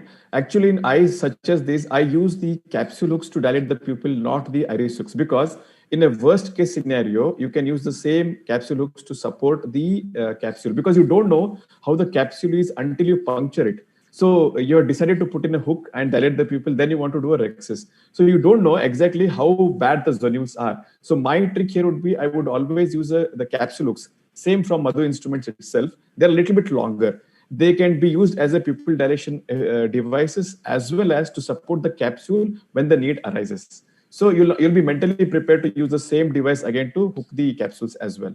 So that's a really good suggestion, and that's what I follow. I use the capsule hooks to instead of iris hooks in all my pseudo-exfoliation cases with SICS. And as usual, excellent video, excellent quality. I'm still trying to get quality like your videos. Thank you, sir. It's amazing quality, sir. And thank you so much for the presentation. And we go to the last but not the least speaker, and who is our favorite, one of our favorites, being a teacher for many of them, and who is also the chairman of the Ismsics Telangana Society. I hereby introduce Dr. Ravi Kumar Reddy, founder and chairman of the Medivision Eye Hospital. He's a retired HOD and medical superintendent of Sarojini Devi Eye Hospital and Regional Institute. He has been on board for the Academic Senate at the NTR Health University and has won the Best Teacher Award and has been a philanthropist running many charitable schools and hospitals. Thank you, sir, for being here. Would like to go ahead and ask the presenters.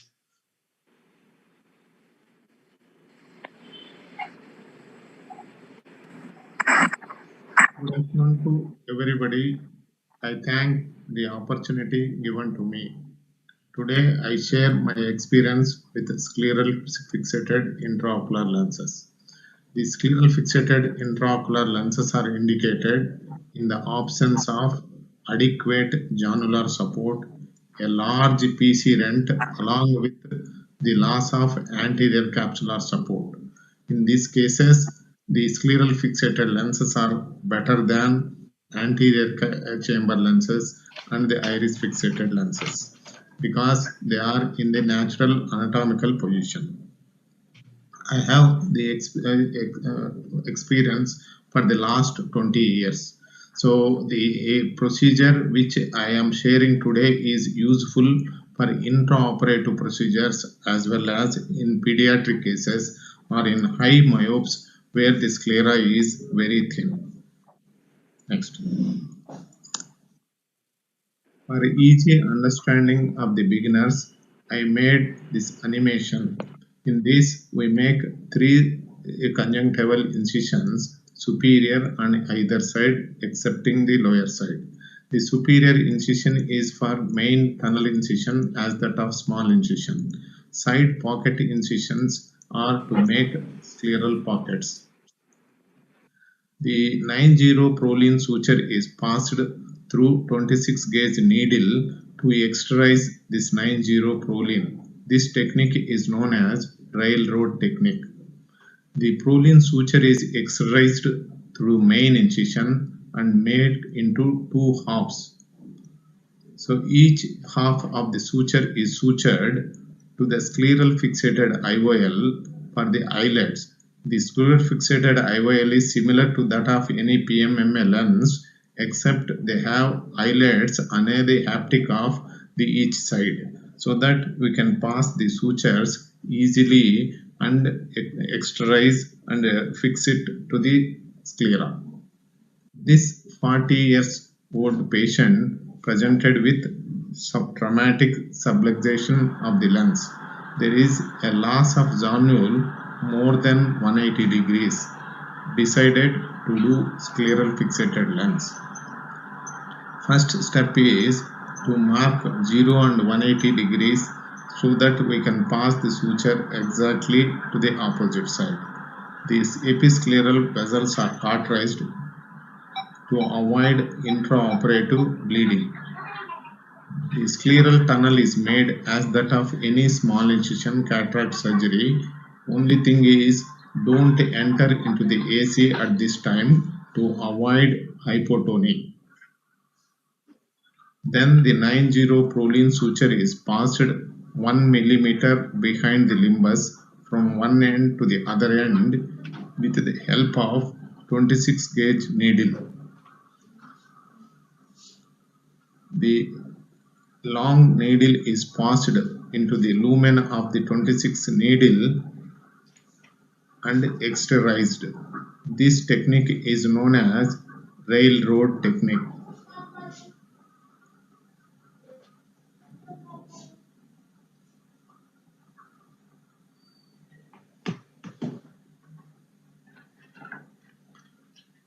Then we enter into the anterior chamber with the help of the keratome, and the incision is enlarged to 6 millimeter size.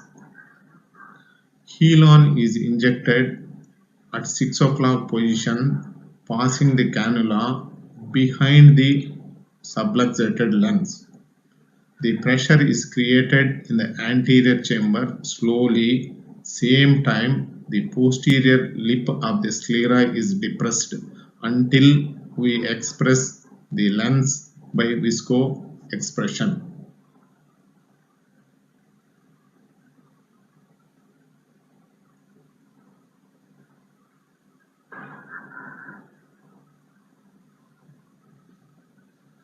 The 9-0-proline is externalized through the main incision and made into two halves. Each half is sutured to the eyelets of the scleral fixated lens.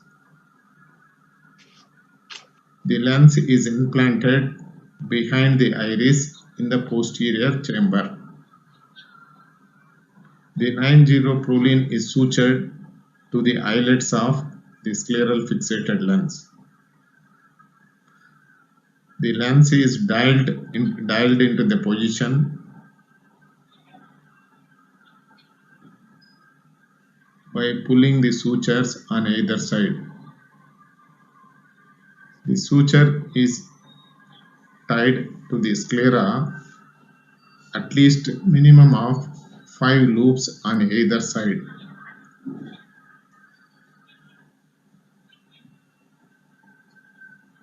You can watch the one side of the suture is a curved needle, the other side is a straight long needle. At the end, we do minimal vitrectomy, which is present in the anterior chamber. We'll see that the end stage is round pupil and no vitreous in the anterior chamber.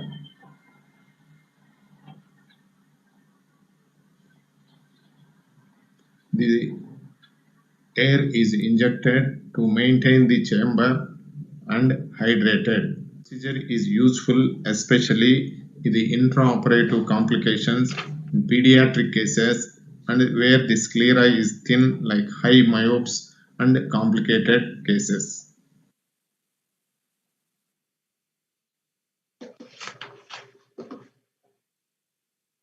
Thank you very much. Really. Thank you, sir, for that. Any questions, Jagdish? Yes, sir. I would like to ask Dr. Ravindra, sir, to actually comment on this. Ravindra, sir, are you here?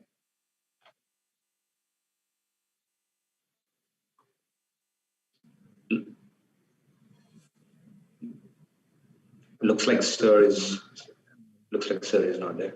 Okay. Dr. Satyanarayana, sir, could you please comment on this? Unmute yourself, Dr. Kada. Unmute, Dr. Kada. Unmute. Now you can hear me? Yes. Sir, Ravi Kumar had said excellent video, sir. But as the presentation is very good. But for beginners, I think it's not so easy to do this procedure. It needs a lot of. Ravi Kumar sir. Press unmute. Ravi Kumar sir. Unmute. In my view, this is the simplest way because we are not dissecting the sclera. You are in the way of the small incision surgery. What extra instrument you require is 9-0-proline, nothing extra. This is the simplest way of doing scleral fixation, which I am doing at least this procedure for 15 years.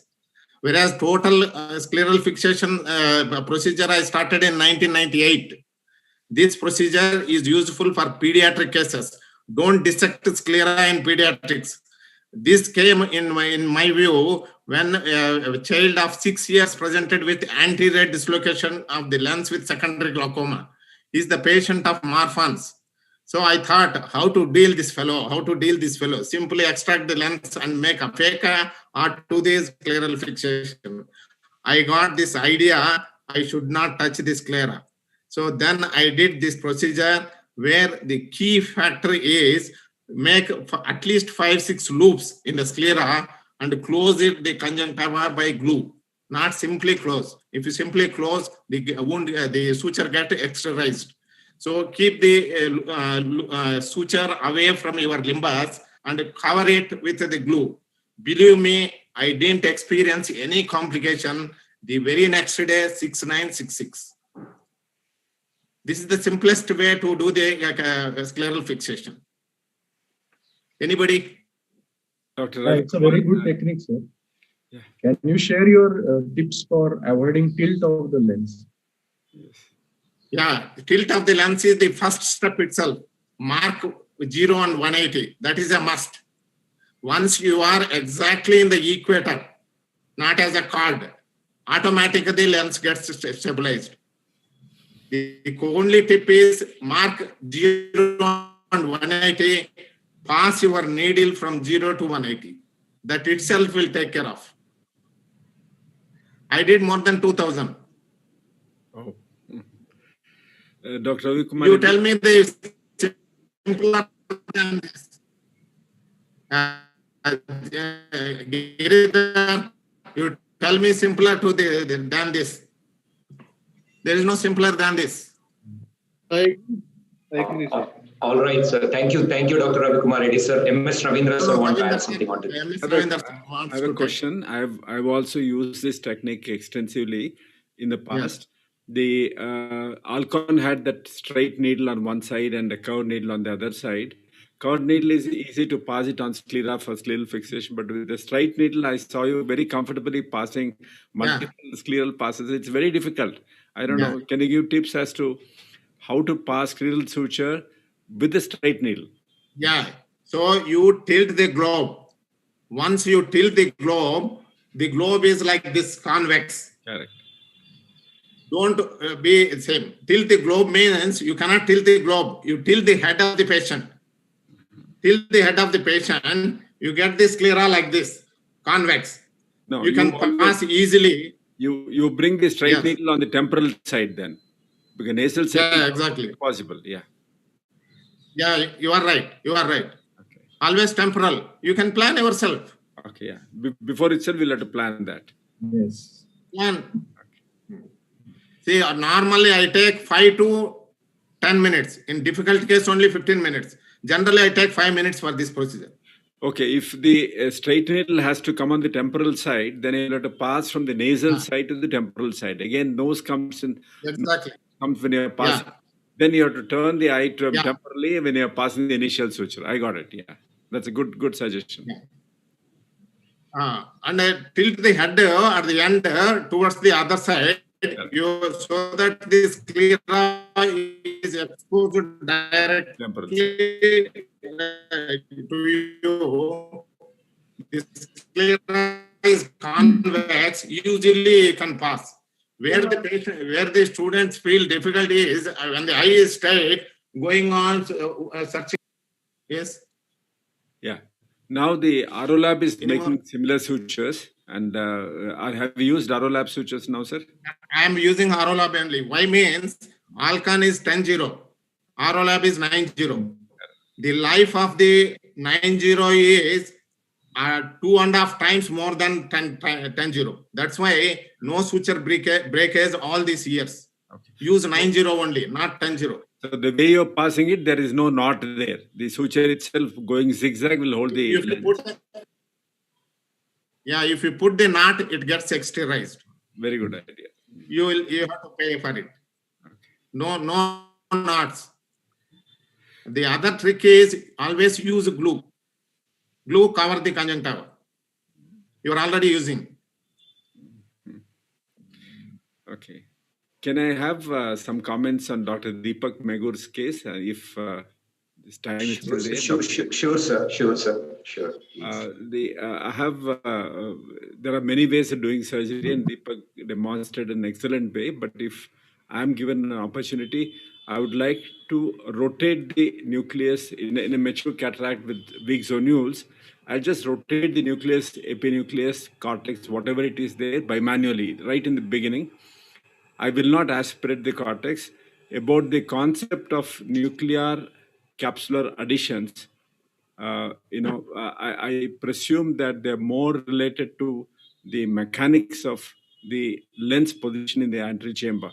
If it's either too far behind or too far anteriorly, the capsule itself will be holding the nucleus, allowing it to not rotate. So if it is in the right plane of the zonular plane, rotation of nucleus was never a problem. Whatever may be the status of it, I rotate it and I try to avoid hydrodissection in these patients.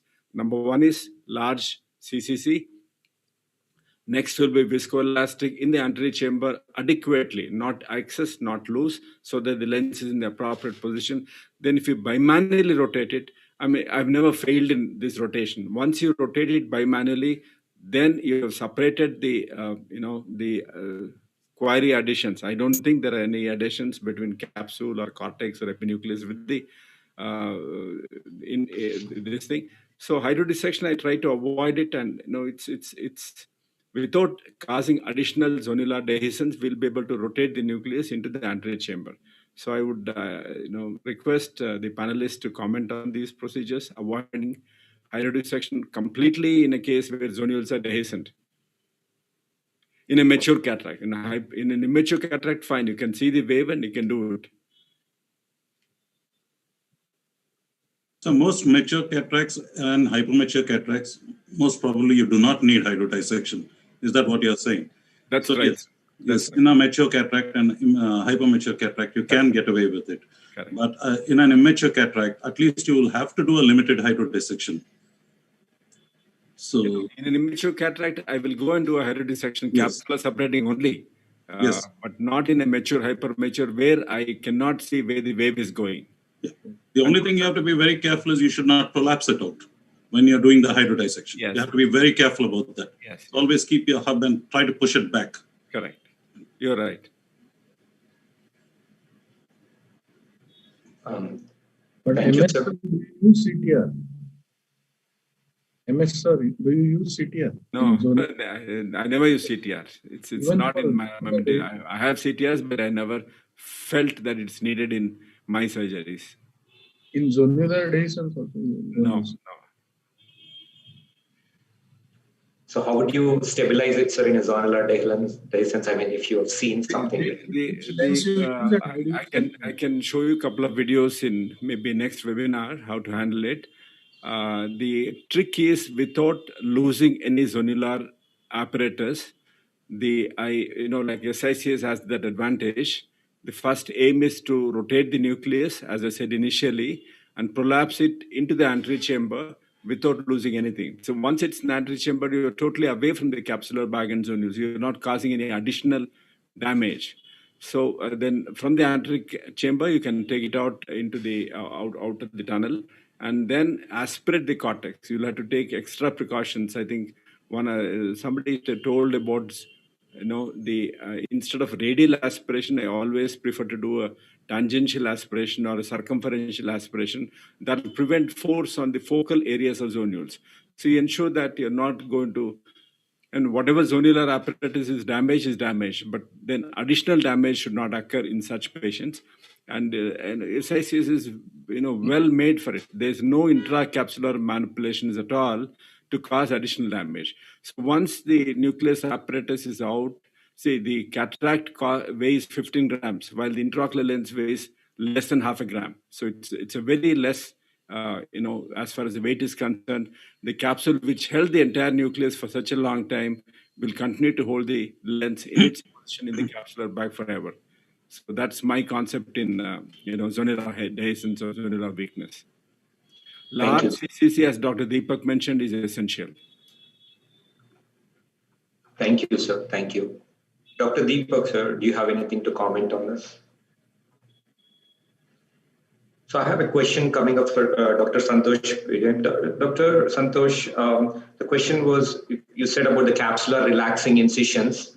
You're asking, do you have any specific area of the capsular relaxing the number and the area where you would do the capsular relaxing incisions. You can give only 2 relaxing incisions 180 degrees apart also. But only thing you have to be careful, because sometimes these relaxing incisions, if you give, then they can extend into the posterior capsule while removing the nucleus. So it all depends on what size of nucleus you are dealing with.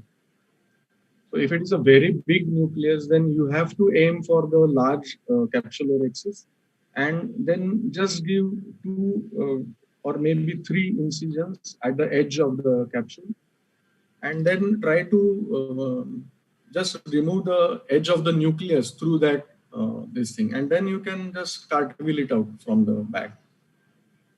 All right, no need to give multiple incisions. You can give only 2 or 3 incisions. That is also sufficient. Thank you, sir.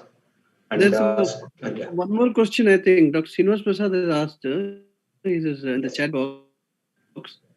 When you mentioned suturing, when in children and there is a buttonholing or any other complication, how many sutures do you usually prefer, and where do you place them?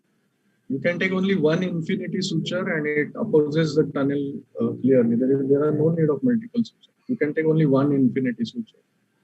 Even for astigmatism control also, it is very good. Sure, sir.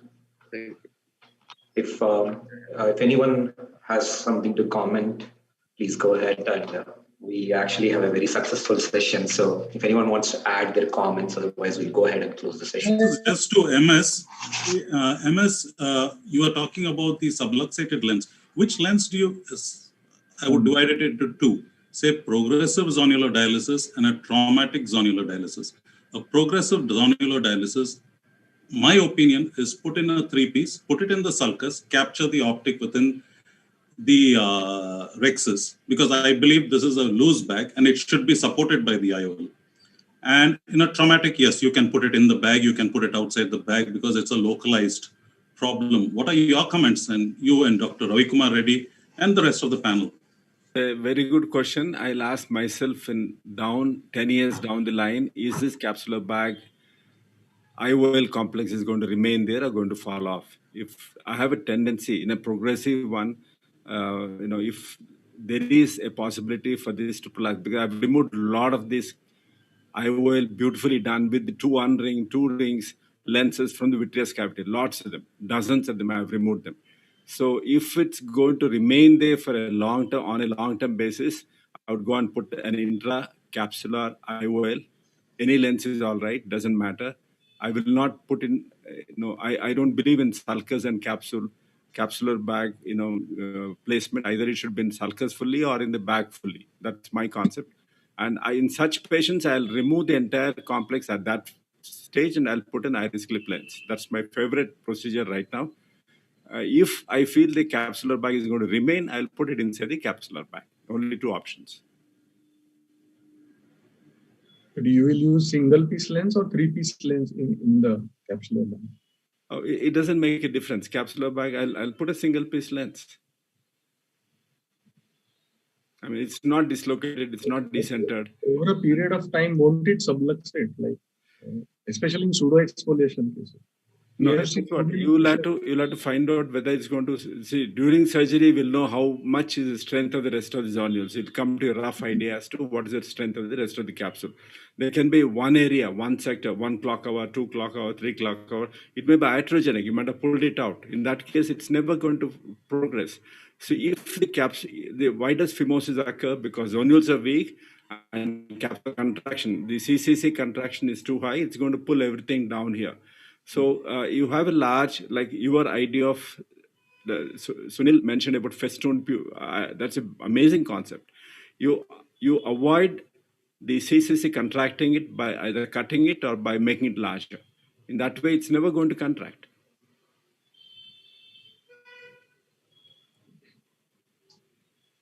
Dr. Ravi Kumar Reddy, would you like to contribute? Yeah. So previously, pre-COVID era, we used to put all these, any suspicion cases, Ahmed segments, CTR with Ahmed segments. So in these 9 months, we are hearing about this procedure. 3-piece lens, putting the haptic in the sulcus, and the capturing the optic. So I want to try this in future. And I'll report my experience on this in future, because all these days, wherever there is a weakness and suspicion, we used to put either 1 or 2 Ahmed segments along with CTR whenever there is doubt. If you see the evolution, if it is a worst case, in worst case, I used to convert them into my own scleral fixated lens. Okay. Yeah, everybody has their own way of doing it, but I have a strong feeling, like I've seen cataract surgery for the last 45, 48 years. 1985 I did my first cataract surgery. So with that, what I feel the main villain you call it, is the small CCC. The moment you do a large CCC, I mean, all the complications you see today are eliminated. So that's my gut feeling right now. I may be, I may be right, I may be wrong. I'm not sure. But most of the problems are because we are bringing the CCC size smaller and smaller. Right. Okay. Thanks for your suggestions and your comments, Dr. Ravindra, sir. And we have actually just in time, and so if anything has to comment, please go ahead and do, so that we can go ahead and close the session. Yeah, please go ahead. You have done a wonderful job, Jagdish. Thank you. Thank you. Yeah. It's all a team effort from the Telangana side. So thank you. I have wondered all the speakers.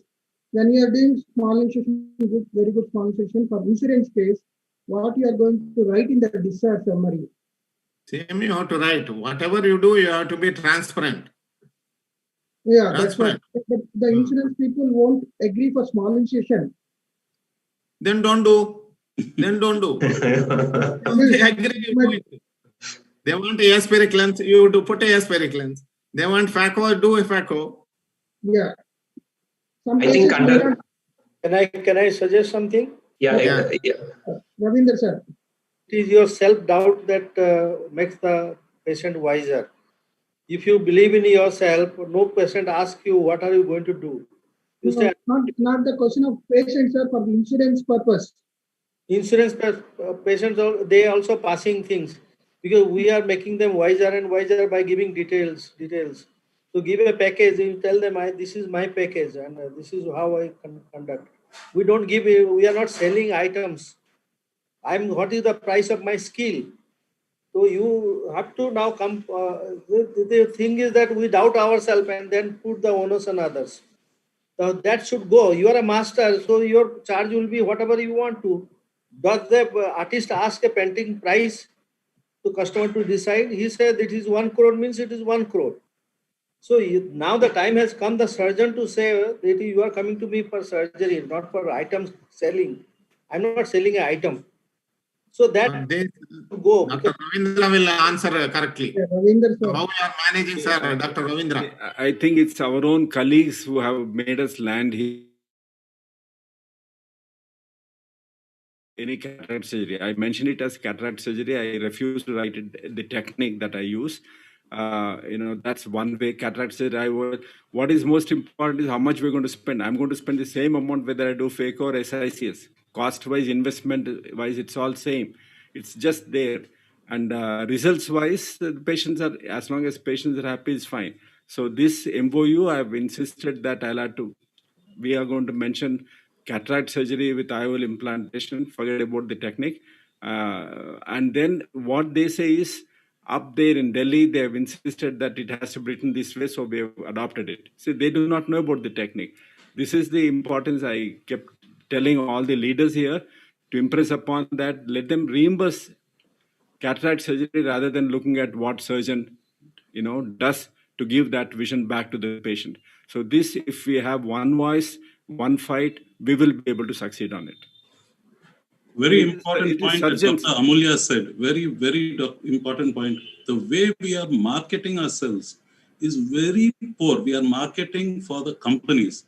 Oh, we are putting this IOL, that IOL, this IOL. We never value our skill.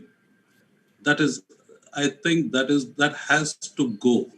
that has to go. We are always marketing for the companies. The companies are using us. This is FACO. This is a, what were 2.2, 2.8 or whatever lens you're putting. And this should go. It's high time. It's high time we ophthalmologists have to put a price on ourselves. Every time, where is the concession given? Doctor's fee. Nothing else. Everything else is fixed. I think that should go. Even insurance companies are challenging our surgeons' fees, There was one query from the insurance company asking that your charges are high. Yeah. I will tell you, we stopped those companies which questioned us, reduce our price. We are only going with those people who respect our skill. So if you become subservient, they are going to dictate you. You know that who you are, then they will give you a price. How Raut is charging 2 lakhs for cataract surgery, SICS. He believes in himself. All the big people are coming to him only. He operated Bajaj, so he operates all the high-end people. So you undervalue yourself. Why blame others? Same thing with Dr. Ravindra, isn't it? No, He's a brilliant surgeon in Bangalore. I give better results than my FACO colleagues, both in our hospital and elsewhere. I'll show any number of cases where FACO is done in one eye by most experienced surgeon, and I have done the other eye. Even today morning, I saw one of them. Yesterday's operated case. So it's every technique is good. Every technique, somebody who is young, especially if they are listening, do not miss FACO, do not miss SICS. What's happening is they focus on and the learning is same, it's equally intense. They put 100 efforts to learn FACO, they put 5 efforts to learn SICS. Put 100 to both of them, you will be a super surgeon of tomorrow. Valuable suggestions, sir. Dr. Ravindra, sir, Dr. Sahu, sir, Dr. Sunil, sir, Dr. Ravi Kumar, sir. Very good. Yes, is an art that they have to keep in mind. It is art, not coming in one day or 1 week or 6 months. Years of practice to come to this stage. Yeah. ISMSS is bringing out the SICS, the Art of Cataract Surgery book.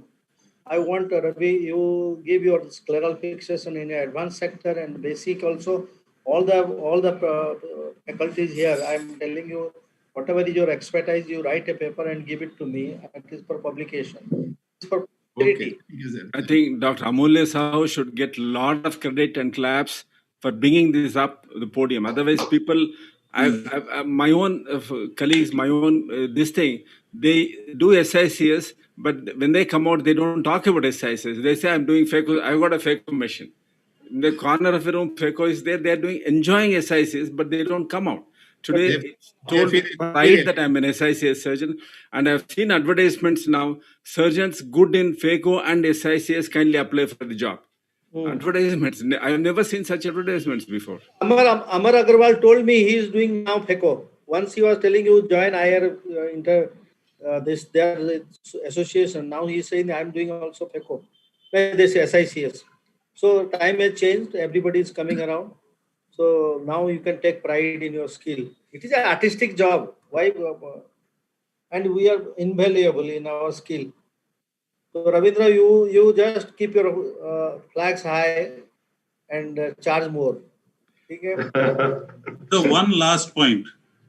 Why SICS has got such a poor name was because it was marketed as a poor man's FACO in the beginning by the very people who were trying to promote SICS. Unfortunately, was marketed as poor man's FACO. There is nothing poor about it. It takes a lot of skill. It takes a lot of experience. Just because there is no fancy machine or nobody to market it doesn't make it poor. So this has to, whenever you're talking about the advantages, I don't like to see people saying, this is cheaper. Do not market yourself that way, please. Don't ever do that, because cheaper is always, poor quality. It's always associated, it's synonymous with that. So that has to be taken out. Yes, you are artists. Only simply there is no people to market. Yeah, Jagdish, conclude the session. Yes, sir. Well, we'll go ahead and conclude it. And it was a brilliant talk by all the speakers, and valuable suggestions. Thank you, Dr. Ravindra, sir, for teaching us about those artful tunnels, and Dr. Sunil Thangaraj for those nucleus management perfectly managed, and crystal clean bag washes by the Devi Prasad, and Santosh Pide for all those pearls you left for all those young ophthalmologists would go a long way for sure. And Dr. Deepak Magur for dealing with those weak zonules in case you go into some problems, Dr. Ravi Kumar Reddy, sir, with his beautiful scleral fixated IOLs. And for all those beginners out there, Dr. Ashish has his SICS training, which he has brilliantly explained, and people can go ahead and apply for it. And Rajiv, and finally coming to Rajiv Raut, who actually kept SICS to the next level and marketed it such a way. We definitely would want to see that SICS growing that way. Thank you all for the panelists out here, and a special thanks for Dr. Amulya Sahu, sir, for staying for the whole session. All of those people, Dr. Parikshit, sir, Dr. Boramani, sir, Dr. Satanshu, Dr. Bhattacharya, and Dr. Srinivas Joshi for making this happen. Thank you, sir. Thank you. And finally, but not the least, the person the company which made it happen, Ms. Entard, actually deserves a lot of applause also for being there for all these sessions right from the start. And thank you everyone from the Entard team also. And it gives us pleasure to conclude this session. And if Entard wants to present some video, we would be happy to go on, and then we will close the session. Thank you so much.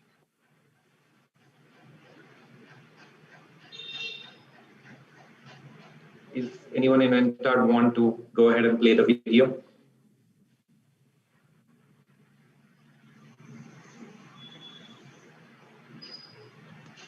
Looks like they don't want to play the video. They don't want even that. It was a great pleasure to hold this session, sir.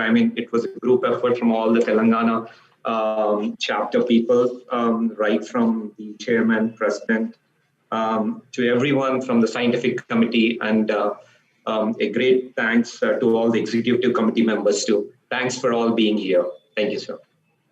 Thank you, sir. Thank you. Bye. Thank you. Thanks all. Yeah.